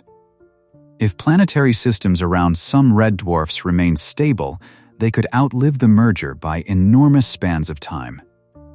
The galaxy remnant would age around them. Star formation would decline as gas is used or heated. The luminous universe would gradually become dominated by long-lived, low-mass stars and stellar remnants. On still longer timescales, even the merger remnant would not be permanent in a human sense, though it would endure for durations beyond easy comprehension. Stellar encounters would slowly change orbits. Some stars could be ejected. Black holes and remnants would accumulate in dense regions. Gas would become scarce. The universe's expansion would continue to isolate bound systems. The future collision is not the end of the story. It is a major rearrangement inside an even larger cosmic aging. One way to understand the encounter is to step backward from the future and look at Andromeda's own past. Its disk is not pristine. Hubble studies have revealed complex stellar populations, and observations show streams and substructures in its halo. A giant stream of stars extends around Andromeda, likely debris from a smaller galaxy torn apart by tidal forces. Dust rings suggest interactions that disturbed the disk. Andromeda has already been shaped by gravity's appetite. The Milky Way's past is similar. The Gaia mission revealed patterns in stellar motion that point to a significant ancient merger with a galaxy often called Gaia Enceladus, or the Gaia sausage. That event contributed stars to the halo and thickened parts of the disk. The Sagittarius dwarf is currently being disrupted, leaving a stream that wraps around the Milky Way. The galactic disk itself may have ripples and warps connected to past and ongoing interactions. Because both galaxies have histories of accretion, the future merger would not be an unprecedented violation of their nature. It would be a continuation of hierarchical growth, the process by which small structures combine into larger ones across cosmic time. The difference is scale. Minor mergers can add streams and thicken disks. A major merger between two large spirals can remake the central structure of the local group. That gives the Andromeda story a symmetry. We understand future transformation partly because we can see past transformation. Streams around galaxies are fossils of gravitational encounters. Disturbed disks are records of older passages. Stellar ages and chemical abundances are timestamps. The universe does not preserve every detail, but it preserves enough that galaxies can be read as histories rather than static objects. Astronomers use color magnitude diagrams to estimate the ages of stellar populations. They use spectra to measure metallicity, a shorthand for elements heavier than hydrogen and helium. They use kinematics to separate disk, bulge, halo, and stream components. They use simulations to test which interaction histories can reproduce observed structures. Andromeda is close enough that many of these methods can be applied in unusual detail for another large spiral galaxy. That closeness is a gift. Most galaxies are too distant for individual ordinary stars to be resolved. Andromeda is far away, but near enough that Hubble can separate vast numbers of stars in its disk. It is both external and detailed. We can see it as another galaxy and also examine parts of it with a precision usually reserved for our own neighborhood. That is why Andromeda is not only a future collision partner. It is a laboratory for galaxy evolution. The faint smudge is a laboratory. The future giant is a laboratory. The same object carries both roles. When Hubble or another telescope studies Andromeda, the raw images are not the colorful scenes shown to the public. They are detector counts through filters. Cosmic rays may leave streaks. Instrumental effects must be corrected. Images are calibrated, aligned, combined, and processed. Color is often assigned from separate exposures to represent wavelength differences. A beautiful image is therefore also a measurement product built from careful handling of data. That matters because processed color can mislead if treated as literal human vision. Andromeda's dust lanes, blue stars, and yellow bulge are real physical features, but the image colors may be chosen to reveal them more clearly. Infrared images can show dust glowing at wavelengths eyes cannot see. Ultraviolet images can highlight hot young stars invisible to unaided night vision. The galaxy is not less real because instruments translate it. Translation is how we perceive most of the universe. Spectra are even less intuitive, but they are often more precise. A spectrum can reveal whether gas is moving toward or away, whether oxygen or hydrogen is present, whether stars are young or old, whether a region is ionized by hot stars or energetic black hole activity. The future motion of Andromeda began as a spectral clue, and much of what we know about galaxies still comes from these lines of missing or added light. A redshift or blue shift is not a color impression. It is a measurable displacement of spectral features. In Andromeda's case, the overall blue shift indicates approach along the line of sight. In more distant galaxies, redshift usually indicates recession due to cosmic expansion. The same Doppler principle also applies within galaxies, where one side of a rotating disk can be blue-shifted and the other red-shifted relative to the center. This is why Andromeda sits at the crossing point of two major ideas. It helped show that spiral nebulae were moving with large velocities, and later that some were separate galaxies. It now helps test how galaxy motions can be measured across intergalactic distances. The same object that expanded the scale of the universe in human thought is also forcing astronomers to refine predictions about the future of our own galaxy. The future collision is sometimes described as the end of the Milky Way. In one sense, that is accurate. A merged remnant would not preserve the Milky Way as a distinct spiral disk. The band of light that defines our galaxy from within would be gone or changed beyond recognition. The name Milky Way belongs to a structure, and that structure would not survive a major merger intact. In another sense, the Milky Way would continue as matter, stars, clusters, and history. Its contents would be inside the remnant. Its oldest stars would still carry the chemical fingerprints of early formation. Its globular clusters would still orbit. Its black hole would still exist unless merged. Its planets would still follow stars if undisturbed. Identity in astronomy can be a matter of shape and context, not simple existence. This is similar to the way Earth's continents preserve ancient rocks after supercontinents break and reform. The map changes. The material remains. A future galaxy made from the Milky Way and Andromeda would be new in shape, but old in substance. It would contain stars born long before the merger, stars born during it, and perhaps stars born after it from gas that survived the transformation. A major merger remnant often has a more spheroidal stellar distribution, with stars on more randomized orbits than those in a cold rotating disk. It may contain shells and loops from phase-wrapped tidal debris. Its central region may be dense and bright. Its halo may be extended and complex. If gas remains, it may settle into new disks or rings under some conditions. Though the classical picture for the Milky Way Andromeda future is a large elliptical-like system. The word elliptical can also oversimplify. Real merger remnants can be lenticular, elliptical-like, triaxial, rotating, or contain embedded disks. Their final appearance depends on gas fraction, orbital geometry, feedback, and later accretion. The Milky Way Andromeda remnant might not match a textbook elliptical exactly. It would likely be smoother and less spiral than either parent, but the detailed structure remains model-dependent.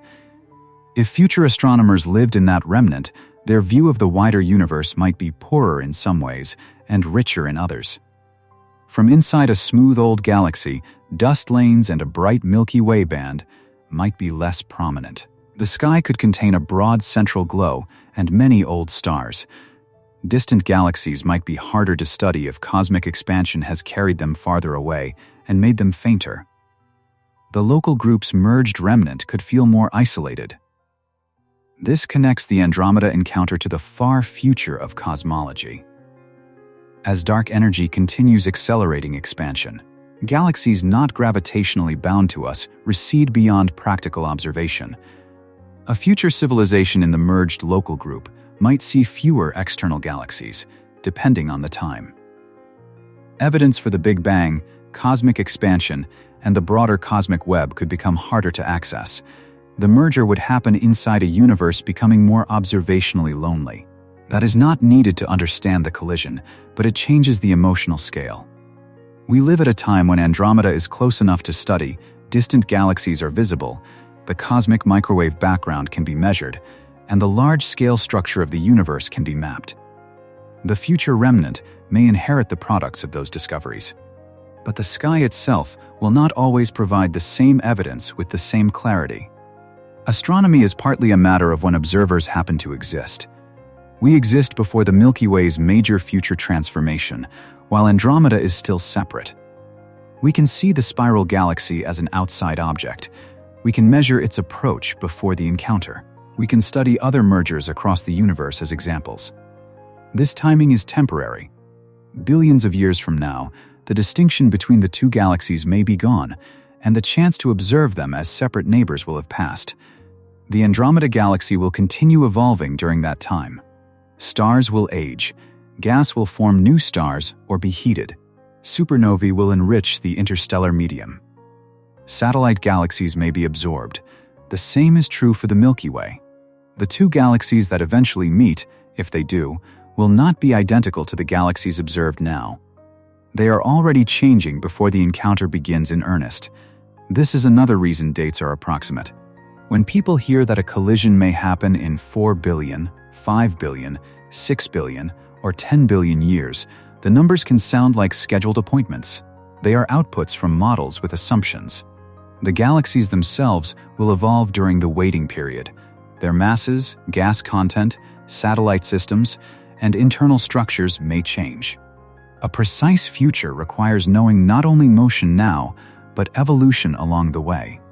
Gravity gives the broad motion. Astrophysics fills in the consequences. Stellar evolution changes the populations. Gas dynamics changes the star formation. Feedback changes the gas. Satellite interactions change the orbit. Dark matter halos change the drag. The possible collision is one event only if seen from far enough away.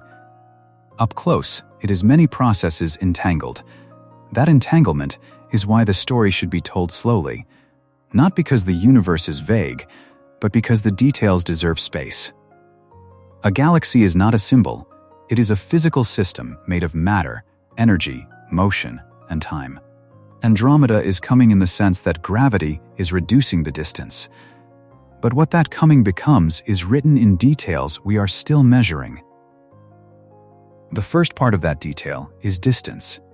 Andromeda's distance is measured by more than one method because astronomy relies on overlapping ladders of evidence. Cepheid variables, red giant branch stars, eclipsing binaries, and other indicators can help determine how far away it is. Each method has its own uncertainties, but together they establish that Andromeda is far beyond the Milky Way and still close enough, by galactic standards, to be a neighbor. Cepheid variables were crucial historically because their pulsation periods relate to their intrinsic brightness. If an astronomer knows how bright such a star truly is and measures how bright it appears, distance can be inferred. That principle helped Edwin Hubble show that Andromeda lies outside the Milky Way. The modern distance is refined by many additional tools, but the importance of that first distance measurement remains enormous. It turned a nebula into another galaxy. Distance also changes the meaning of its size. A faint object nearby might be small. A faint object millions of light years away must be vast. Andromeda's apparent width on the sky combined with its distance gives a physical size spanning hundreds of thousands of light years. The galaxy looks delicate only because it is far away. Move it closer in the mind, and its true scale becomes almost overwhelming. A star on one side of Andromeda's disk is separated from a star on the other side by a distance that light itself needs hundreds of thousands of years to cross. Civilizations could rise and fall while a photon moved from one edge of that galaxy to the other. The disk rotates, but not as a solid wheel. Inner regions complete orbits faster than outer regions. Spiral structure is maintained by patterns in density and motion, not by material arms fixed like spokes. Rotation reveals mass. In galaxies like Andromeda and the Milky Way, stars and gas in the outer regions move faster than expected from visible matter alone. This is one of the great pieces of evidence for dark matter. Without an extended halo of unseen mass, the outer disk would not rotate as observed. The same dark matter that helps explain rotation also shapes the future encounter, because it adds most of the gravitational field that pulls the two galaxies together. Dark matter should not be imagined as a glowing fog. It does not make the halo visible. It is inferred because gravity does not match the light. In a merger, dark matter halos can pass through each other more easily than gas, but they still exchange energy through gravity. They can create wakes. They can reshape the remnant's mass distribution. They are invisible in telescope images and essential in the calculations behind those images. The Milky Way's dark halo and Andromeda's dark halo may be comparable in mass within large uncertainties. The exact comparison between the two galaxies has changed over time as measurements improved.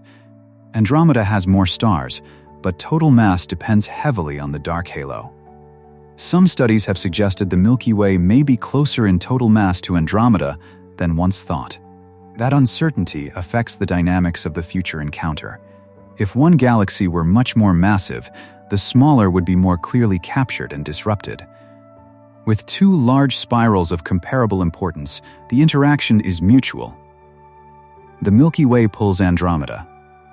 Andromeda pulls the Milky Way. The final remnant, if it forms, would be centered on the combined mass, not simply the center of one original disk. That mutuality is why the collision is a local group transformation rather than an event happening to only one galaxy. A future observer far outside the local group would see the two spirals approach as a pair. From such a view, the scale would be easier to understand. The disks would look small inside their halos. The satellites would appear as lesser points or diffuse companions. The first tidal distortions would begin in the outskirts. Gas streams might stretch between systems. The galaxies would move through a shared gravitational envelope long before their central regions met. We do not have that outside view. We live inside one of the participants. That makes the Milky Way harder to understand than Andromeda in some ways. We cannot simply photograph our galaxy from above. We infer its spiral structure from star counts, gas velocities, dust maps, masers, and distances. The band across the sky is a view from within the disk. We know our galaxy as residents, not as outside observers. Andromeda gives us an external comparison. Its tilt lets us see the broad shape of a spiral galaxy from outside, though not face-on. It helps us imagine what the Milky Way might look like from a distance. It also shows that large spiral galaxies are not perfectly symmetrical sculptures. Dust lanes are uneven. Star-forming regions are patchy. Satellite interactions leave marks. A real galaxy has irregularities because its history has been irregular. The future merger would make those irregularities more extreme. Tidal tails could pull material far from the disk. Some stars could be lifted into arcs that wrap around the remnant. Gas could fall inward or be thrown outward. The central regions could brighten. The outskirts could become a faint debris field. For billions of years, the remnant might carry visible signs of the merger before phase mixing smoothed them into a more uniform halo. Phase mixing is another quiet process. Stars on different orbits spread out over time, causing sharp structures to become diffuse. A tidal stream that is clear at first can gradually wrap around a galaxy until it becomes harder to distinguish from the background halo. The evidence of a merger does not vanish instantly. It fades as orbits separate and overlap. Astronomers studying old remnants look for the remaining traces in position, velocity, and chemistry. In simulations, the remnant's final appearance depends on how energy and angular momentum are redistributed. Orbital angular momentum can become internal rotation or be carried into tidal debris. Random motions increase. The cold ordered motion of disks gives way to hotter stellar dynamics. Gas can settle differently from stars because it can cool and dissipate energy. Dark matter responds gravitationally but does not radiate. Each component follows the same encounter differently. This is why a galaxy merger is not one mechanism. It is gravity for stars and dark matter. It is hydrodynamics for gas. It is radiation for hot plasma. It is chemistry for dust and molecules. It is stellar evolution for stars born before and during the encounter. It is black hole dynamics in the core. The phrase Milky Way Andromeda collision is a label placed on a collection of coupled physical processes. The more closely it is examined, the less it resembles a single catastrophe, and the more it resembles a long reorganization. The reorganization begins long before the final merger. Even now, the Milky Way's halo contains streams from past accretion. The Magellanic Stream trails gas from the Magellanic Clouds across the sky. The Sagittarius Stream wraps around us. These are present-day reminders that the Milky Way is not isolated. It is already interacting with smaller companions. The future with Andromeda is the large version of a process already underway. The Magellanic Clouds are visible from the southern hemisphere as two luminous patches detached from the Milky Way's band. They are satellite galaxies with stars and gas, and their future interaction with the Milky Way may occur well before any final Andromeda merger. The large Magellanic Cloud's mass is large enough that it changes the Milky Way's motion, which is why it appears in the newer calculations about Andromeda. M33 is visible under dark skies as a faint patch in Triangulum. It is smaller than Andromeda, but still a spiral galaxy with active star formation. Its relationship with Andromeda matters because it contributes to the mass and motion of the Andromeda side of the local group. A future involving all three large spirals is more complicated than a simple two-galaxy fall. The local group is a connected gravitational problem. When simulations include M33 and the Large Magellanic Cloud, they are not adding minor details for completeness. They are adding bodies massive enough to change the outcome. This is one of the reasons a head-on collision in 4 to 5 billion years became less certain in the 2025 work. The Milky Way and Andromeda alone may favor one path. The fuller local group allows others. The phrase head-on also needs care. Galaxies are extended and diffuse. A head-on collision means their centers pass close enough for a direct major merger path, not that solid surfaces strike. A close passage at 100,000 light-years is very different from a passage at 500,000 light-years, even though both sound immense to human ears. At galactic scale, those distances decide how strongly the disks are disturbed and how quickly the orbit decays.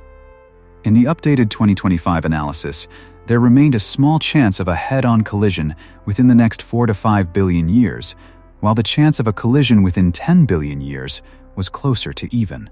That means the older dramatic visualizations are still valuable as one possible future, but they should be framed as scenarios. The future has not been canceled. It has become conditional. Conditional futures are harder to narrate because they resist a clean countdown.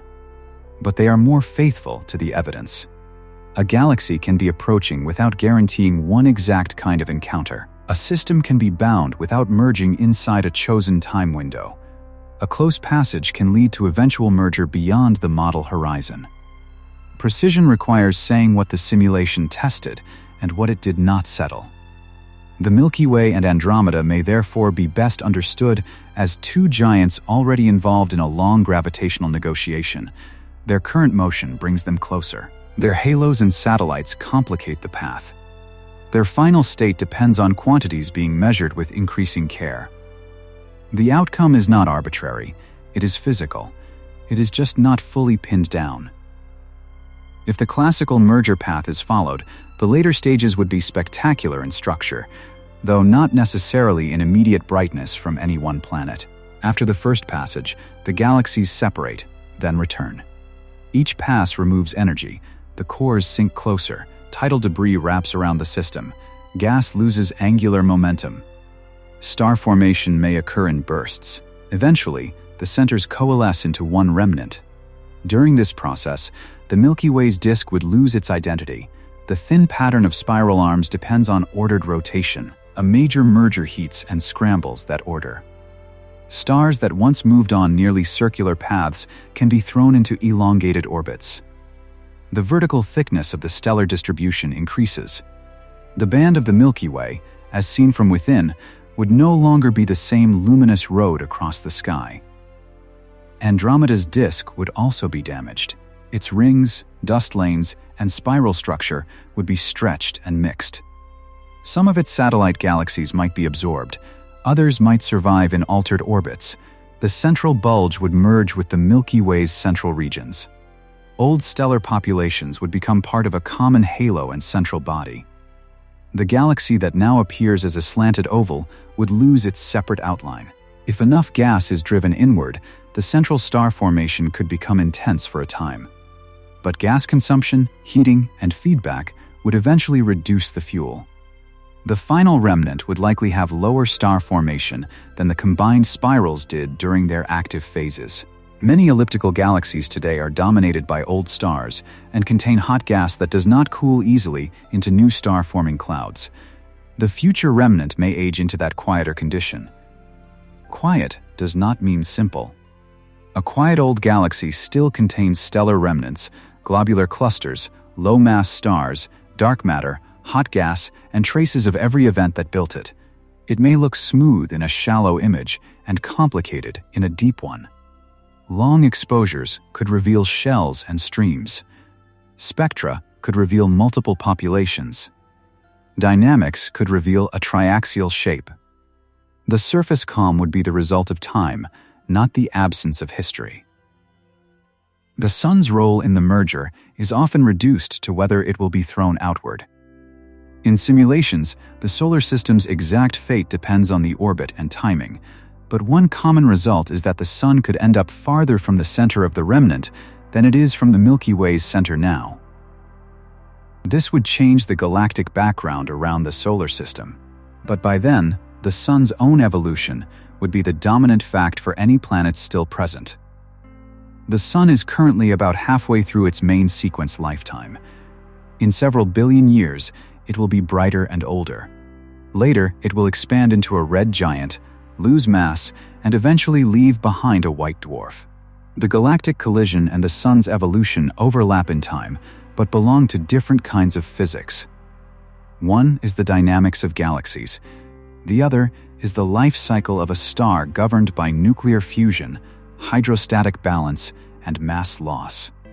It is possible that the Sun will still exist during early stages of the encounter, but Earth may not be habitable, and later red giant evolution could transform the inner solar system dramatically. Any narration that treats the collision as a danger to modern Earth misses the timescale. The more accurate tension is not survival from an impact. It is the knowledge that our galaxy's present form is temporary, even if the change comes after Earth has entered a different chapter. From another star system in the far future, the view might be clearer. A planet around a long-lived red dwarf could endure while the galaxies approach. Its sky could show Andromeda swelling over geological time. Intelligent observers there, if any existed, might build instruments to measure the changing proper motion directly. They might know the merger not as a prediction, but as a slow environmental fact. That possibility is speculative, and the script should not pretend otherwise. We do not know whether any life exists in Andromeda, the Milky Way beyond Earth, or future systems around red dwarfs. But planets are common around stars, and both galaxies almost certainly contain enormous numbers of them. A galactic merger would carry those worlds along, mostly quietly, inside the orbits of their stars. The transformation would be galactic in scale and local in its effects. This contrast is important. At the level of a galaxy, the encounter is immense. At the level of a single stable planetary system, far from dense regions, it may pass as a changing sky and a changed galactic orbit rather than direct destruction. Scale decides meaning. The same event can be violent to a spiral arm and almost uneventful to a planet orbiting a quiet star. Gravity is democratic in one sense and selective in another. Everything with mass contributes. Everything responds. But the strength of the response depends on distance, binding energy, and scale. A star bound tightly to its planets does not release them simply because another galaxy passes through. A loosely bound star in a galactic outskirts can be pulled into a tidal stream. A gas cloud can be compressed. A dark matter particle can shift into a new halo orbit. The encounter sorts matter by how it is bound. This sorting is visible in simulations. Tidal tails are built from material that was easier to remove. Central stars remain more tightly held. Gas can fall inward because it dissipates energy. Dark matter spreads broadly because it does not cool. The final remnant is a layered result of those different responses. It is not random. It is the outcome of many particles following the laws of motion through a changing gravitational field. The term n-body simulation refers to calculating the gravitational interactions of many particles. In galaxy work, each particle often represents a large collection of stars or dark matter, not a single star. Gas may be treated with hydrodynamic methods. The simulation advances in time, step by step, calculating forces and updating positions and velocities. The result can be rendered as images, but underneath the images are numerical approximations. Resolution matters. If a simulation has too few particles, small structures are smoothed out. If feedback is modeled poorly, star formation may be unrealistic. If the initial masses are wrong, the orbit may be wrong. If the satellite system is simplified, the outcome may be too clean.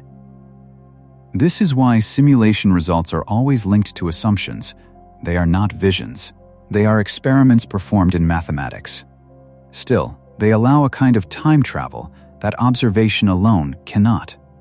A researcher can vary the tangential velocity, adjust the halo mass, include or exclude a satellite, and see how the future changes.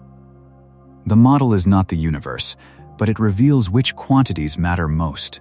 In the Andromeda problem, that lesson has become clear. Sideways motion, mass distribution, M33, and the Large Magellanic Cloud all matter. The scale of a simulation can also be larger than the collision itself. Cosmological simulations begin with early fluctuations in density after the Big Bang and follow the growth of dark matter structure into filaments, halos, and galaxies. They show why galaxy mergers are natural in a universe built hierarchically. Small halos form first, larger halos grow by accreting and merging, and galaxies form within them as gas cools and stars ignite. The Milky Way and Andromeda are late products of that history. They are not primordial objects unchanged since the beginning. They formed from gas falling into dark matter halos, from mergers with smaller systems, from star formation and feedback over billions of years. The possible future merger is the cosmic web continuing to build and rearrange structure even in the local universe. The cosmic microwave background gives a snapshot of the universe when it was about 380,000 years old, showing tiny temperature fluctuations that later grew into large-scale structure. Those fluctuations became the seeds of galaxies and clusters through gravity. Dark matter collapsed first into halos. Gas fell into those potential wells. Stars and galaxies formed. The local group is one small outcome of that process, and the Milky Way-Andromeda encounter is part of its continuing evolution. Seen from that perspective, the future collision is not an anomaly. It is what gravity does when expansion does not separate bound systems. The same process built galaxies in the first place. The difference is that we are inside one of the galaxies now, able to name it, map it, and feel that its future transformation is somehow personal. The physics is universal. The viewpoint is local. We call it the Milky Way because we see it from within. A future merger would remove that internal view, not instantly, and not for us, but physically. The disk that creates the Milky Way band would be heated and mixed. The Sun, or its remnant, would occupy a different orbit. The night sky of any surviving planet would belong to a new galactic structure. The name might remain in archives, but the object it described would have changed. Archives matter because they can preserve a sky that no longer exists. Astronomical images taken now may become records of a pre-merger local group. Hubble's mosaic of Andromeda, Gaia's star catalog, radio maps of hydrogen, spectra of stars, simulations of possible futures, all would document the era before the giants met or missed. Science does not only predict, it records the universe at moments that will not return. Even in the present, Andromeda is not seen as it is at this exact moment. Its light is 2.5 million years old. The Milky Way we map is also a mixture of distances and look-back times, though much smaller ones within our galaxy. Astronomy always works with delayed information. For nearby planets, the delay is minutes or hours. For stars, years or centuries. For Andromeda, millions of years. For distant galaxies, billions. The future position of Andromeda now, at this very moment in the distant galaxy's own frame, is unknowable by direct observation because its light has not arrived. We infer from motion and models. This does not make the inference weak. It makes it properly astronomical. Every map of the universe is also a map of time, because light travel time cannot be avoided. The galaxy coming toward us is already not exactly the galaxy we see. It has moved during the 2.5 million years its light traveled. New stars have formed. Massive stars have died. Gas clouds have shifted. Satellites have continued in their orbits. The Andromeda in our sky is recent by cosmic standards, but not present in the everyday sense. Even the nearest giant galaxy is a message from the past. That message tells us enough to know that the local group is not static. It tells us Andromeda approaches. It tells us the Milky Way has a future shaped by gravity beyond its own disk. It tells us that the galaxies we use as fixed reference points for human navigation are themselves temporary structures. The stillness of the night sky is not a property of the universe. It is a limitation of the observer. If we could compress billions of years into minutes, the sky would become dynamic. Stars would drift. Spiral arms would rotate. Gas clouds would glow and fade. Dwarf galaxies would stretch into streams. Andromeda would swell, pass, distort, retreat, return, or perhaps swing by on a wider path depending on the true orbit. The Milky Way would bend under its pull. A band of light would become a disturbed system. But compressing time can also mislead because it makes slow processes look explosive. A galaxy merger rendered in a short animation appears sudden, almost violent in the everyday sense. In reality, each frame represents millions of years. Star formation regions evolve over millions. Tidal tails stretch over hundreds of millions. Full settling takes billions. The event is violent physically, but gradual observationally. That gradual violence is one of astronomy's recurring themes. Stars die in explosions that are brief, but the stellar evolution leading to them lasts millions or billions of years. Mountains rise slowly and can collapse suddenly by geological standards. Galaxies merge over ages, yet the outcome is dramatic. The universe often changes by accumulating small effects until a structure crosses into a new state. Andromeda's approach is one of those accumulations. Every year, the distance changes by a tiny fraction of the total. Every million years, the change is still modest but real. Every billion years, the difference becomes visible in models and eventually in skies. Gravity does not need urgency. It has time. That time is what makes the story feel quiet despite its scale. The Milky Way is currently forming only a few solar masses of stars per year, depending on the estimate. Andromeda's star formation is also modest compared with the vigorous galaxies seen at earlier cosmic times. By the time of a possible merger, both may be even more gas-poor. This matters because a merger without much cold gas produces a different remnant from a merger between gas-rich young disks. It may create fewer new stars and settle more quickly into an old stellar system. The gas that remains will not be evenly distributed. It will sit in clouds, arms, rings, and outer reservoirs. Some may be stripped from satellites. Some may be heated in halos. Some may be driven inward by bars and tidal torques. During the encounter, this uneven gas will respond strongly in particular regions. A telescope watching in radio or infrared would see the merger as a changing map of dense clouds and heated dust, not as one uniform flare. The same selectivity applies to danger. A planet near a dense central region could face a different environment from one in the outer halo. A system passing near a supernova-rich starburst could be exposed to higher radiation than a system orbiting quietly far from new massive stars. A planet around a star thrown into a tidal tail might see a different galactic sky from one near the core. There is no single planetary experience of a galaxy merger. That is why broad statements should be handled with care. The solar system is not expected to be destroyed by stellar collisions during the merger.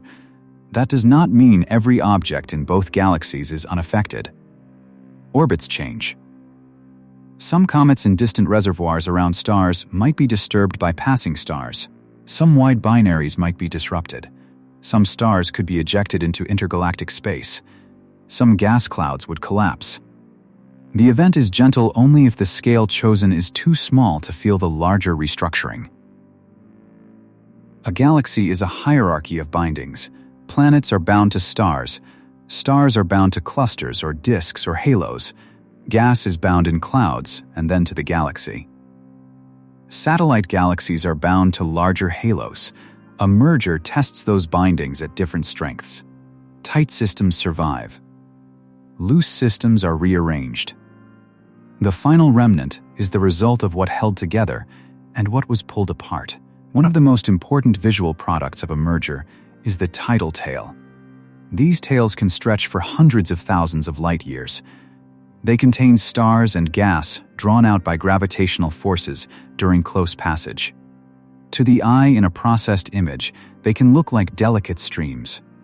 Physically, they are vast structures of matter that used to belong more clearly to galactic disks. Some tail material may fall back. Some may form stars. Some may remain as faint debris. Tidal tails are evidence of angular momentum being redistributed. They carry away energy and angular momentum from the interacting system, allowing the inner regions to come closer. In this way, the dramatic visible tails are not just decorative consequences. They are part of the mechanism by which galaxies merge. They help the remnant form by taking some of the orbital motion into the outskirts. Shells and loops can appear later, especially when material falls back into the remnant on elongated orbits. Deep images of elliptical galaxies often reveal such faint structures when exposures are long enough. A galaxy that looks smooth in a short exposure may reveal a complicated merger history in a deeper one. The future Milky Way Andromeda remnant, if it forms, could carry similar low-surface brightness features for a long time. The universe often hides history in faintness. It does not erase the evidence immediately. It lowers the contrast. It spreads the stars out. It asks for deeper images, better background subtraction, and more patient analysis. This is true of Andromeda's streams now, and it would be true of the remnant later. The story remains in the light, but it becomes harder to read. The central black holes would leave another kind of record. Before a final merger, a binary supermassive black hole could disturb nearby stellar orbits, eject stars through gravitational slingshots, and carve a core in the stellar distribution. If gas were present, it could form disks around one or both black holes, producing radiation. After coalescence, gravitational wave recoil might shift the final black hole's position depending on spin and mass ratio. These details are uncertain but physically plausible parts of black hole merger studies. The black holes are not monsters waiting at the center of the story. They are compact masses following gravity. They grow by accretion and mergers. They influence their surroundings strongly near the center and indirectly through feedback if they become active. During the galactic merger, they would be important, but they would not define every part of the event. The galaxies are far larger than their central holes. The remnant's name is also uncertain because names are human habits applied to changing things. Milkomeda is memorable, but no future astronomer is obligated to use it. Perhaps the remnant would be named after the local group. Perhaps it would carry a catalog number. Perhaps no observers would exist nearby to name it at all. The physical object does not require a name. It requires mass, motion, and time. Names make the universe easier to hold, but they do not stop it from changing. At present, Andromeda still has its own identity. It has M32 and M1110 nearby, smaller companions visible in amateur telescopes under good conditions. It has globular clusters, planetary nebulae, star-forming regions, and a bright central bulge. It has dust lanes that appear as dark cuts through the disk.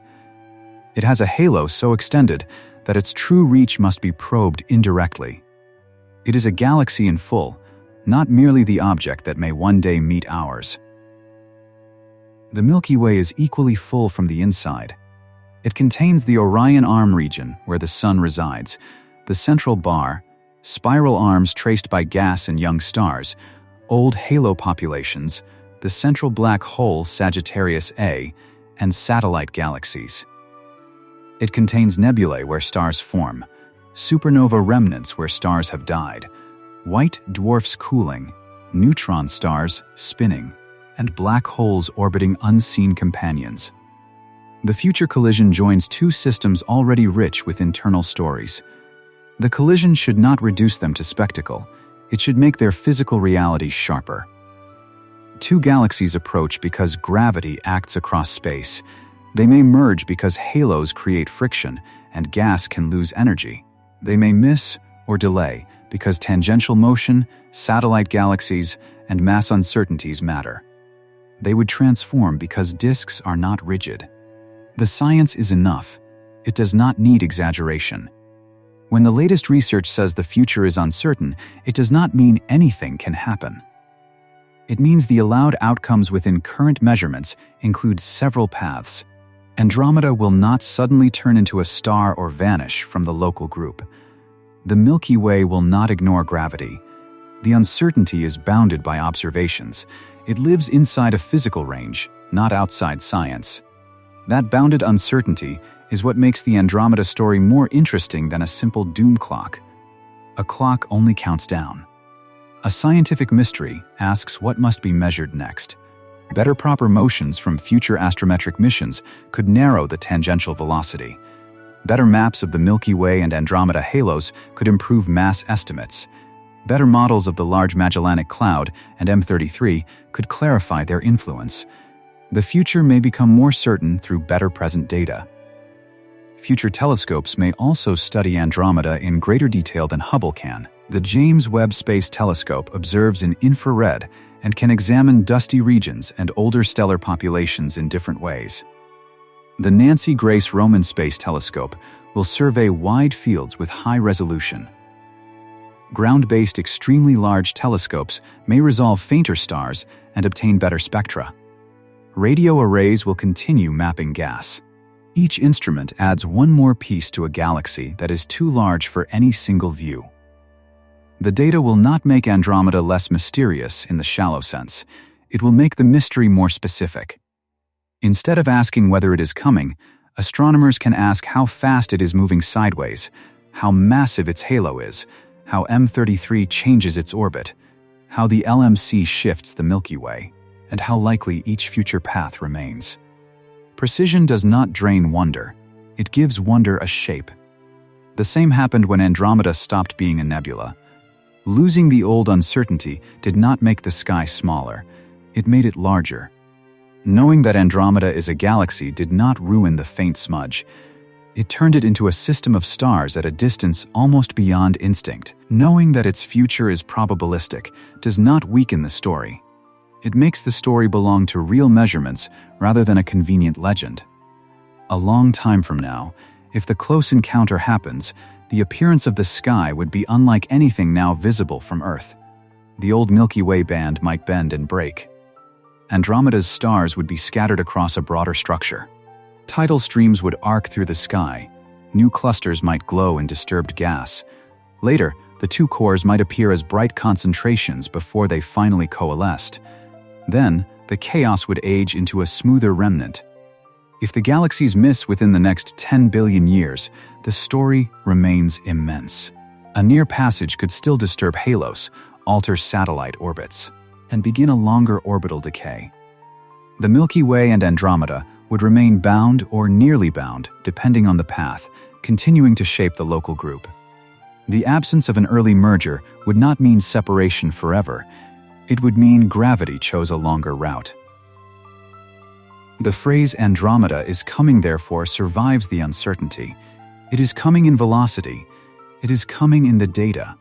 It is coming in the sense that the local group is not finished. What remains uncertain is the form of arrival, direct collision, close passage, delayed merger, or a more complicated dance involving the other large companions. The future is not blank. It is unresolved within a known physical problem. Tonight, Andromeda still looks small. A person standing under a dark sky can find it as a pale mark above the horizon, depending on season and latitude. Binoculars reveal a wider glow. A small telescope shows a bright center and extended haze. Long exposures reveal the disk, dust lanes, and companions. Space telescopes turn the haze into star fields. Spectra turn the star fields into motion. Simulations turn the motion into possible futures. Each step changes what the same faint patch means. The photons entering an eye tonight left Andromeda before our species built cities, before written language, before the first telescope, before anyone knew there were galaxies beyond the Milky Way. They crossed a gap that is shrinking, not because space itself is failing, but because local gravity binds these two systems together. They arrive now as a record of the past and a clue to the future. The Milky Way above us is also temporary. Its stars will keep orbiting, its gas will keep forming stars for some time, its satellites will keep falling and stretching. Its central black hole will remain quiet or active depending on what feeds it. Its disk will continue to be shaped by internal dynamics and external pulls. It feels permanent because human lives are short. It is not permanent. Andromeda reminds us of that without needing to be dramatic. The galaxy is not an omen. It is not a punishment. It is not a monster moving through the dark. It is a spiral galaxy shaped by gravity, dark matter, gas, dust, stars, black holes, and time. It is large enough to change the Milky Way and distant enough that the change belongs to deep future. It is visible enough to find with the eye and complex enough to occupy generations of research. The coming collision, if it happens, will not be watched by the people who first predicted it. It will not be watched from the Earth we know. It may not unfold on the exact schedule once announced. But the possibility is real. The motion is real. The uncertainty is real. The measurements are real.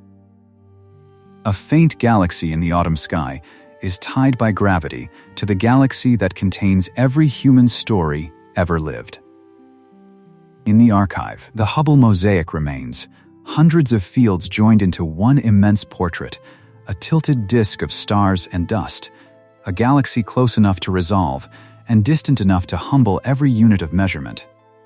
In the data, spectral lines remain shifted, proper motions remain difficult. Simulations continue branching into futures where the galaxies collide, graze, separate, return, or wait beyond the chosen horizon. What remains, after all the calculations, is a change in how the sky should be understood.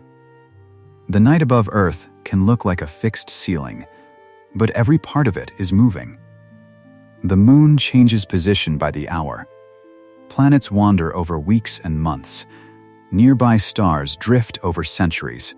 The Milky Way rotates over hundreds of millions of years. Andromeda approaches over billions. The difference is not between motion and stillness. It is between motions we can notice directly and motions we must measure with instruments. A long exposure of Andromeda records more than light. It records the fact that the universe is layered by time. Foreground stars in the Milky Way sit in front of the galaxy like bright dust on a window. Andromeda's disk lies millions of light-years beyond them. Fainter background galaxies lie farther still. In one frame, the telescope captures nearby stars, a neighboring giant, and remote systems whose light may have traveled for much of cosmic history. The future collision is only one layer in that deep stack. The Milky Way and Andromeda are both spiral galaxies, but neither is a perfect copy of the other. The Milky Way has a central bar and spiral structure inferred from within. Andromeda has a larger visible disk, a prominent bulge, dust rings, and a complicated halo. The comparison helps astronomers ask why similar galaxies develop different details. Did one have a quieter history? Did the other absorb more companions? Did gas supply, environment, and dark matter halo structure guide them along separate paths before gravity began drawing them together? These questions matter because a merger is not only a future event, it is also a test of everything that came before. The final interaction depends on masses built across cosmic time, satellites captured long ago, gas consumed or retained, and angular momentum inherited from formation. A galaxy arriving at a merger carries its whole history into the encounter. The Milky Way and Andromeda will not meet as abstract disks. They will meet, if they do, as old systems with scars already present. That is why the most responsible version of the story has room for revision. A future telescope may measure Andromeda's proper motion more precisely. A better model may change the mass of the Milky Way's halo. A new survey may refine the orbit of M33. A deeper understanding of the Large Magellanic Cloud's mass may shift the probabilities again. None of that would make the current story useless. It would show that the story is alive inside the evidence. Even the word coming can be measured. It is not a mood. It is a velocity, a blue shift, a changing separation in a gravitationally bound group. It is also an invitation to look more carefully at the faint object overhead. The galaxy does not need to rush to be meaningful. Its approach is slow enough to be almost invisible and large enough to decide the future architecture of our cosmic neighborhood. In this way, Andromeda is one of the clearest reminders that astronomy is built from patience. A photographic plate exposed in 1912, a Cepheid variable recognized in a crowded field, a Hubble image repeated after years, a Gaia catalog of tiny motions, a simulation running thousands of possible futures, none of these is a single dramatic moment by itself. Together, they reveal a moving universe. The future may contain a collision that reshapes both galaxies into one remnant. It may contain a near passage followed by a much later return. It may contain a delay that outlasts the usual timeline in popular accounts. The differences matter scientifically, but each path shares the same deeper fact. The Milky Way is not isolated. Andromeda is not merely background. The local group is an evolving system, and the night sky is one temporary view from inside it. The older certainty and the newer uncertainty should not be treated as enemies. They are two stages in the same investigation. The earlier work showed that a merger was plausible and perhaps likely from the measurements then available. The newer work asked a more complete question and found that the local group's future has more room inside it. That is how knowledge grows around objects too large to move quickly enough for us to watch. It advances by refining the present until the future becomes less blurred. Andromeda will remain a target for that refinement because it is close, bright, massive, and consequential. Every better distance, every cleaner spectrum, every sharper map of its halo, and every longer baseline for proper motion makes the possible futures more constrained. The galaxy in the eyepiece may appear unchanged, but the human understanding of its motion continues to move. Above the atmosphere, mirrors will keep collecting ancient light. On Earth, radio dishes will keep turning through the night. In data centers, catalogs will keep filling with positions, velocities, and uncertainties. And in the constellation Andromeda, the pale spindle will keep sending its old light across the narrowing dark, carrying the image of a galaxy that is still separate, still moving, and still not finished with the Milky Way.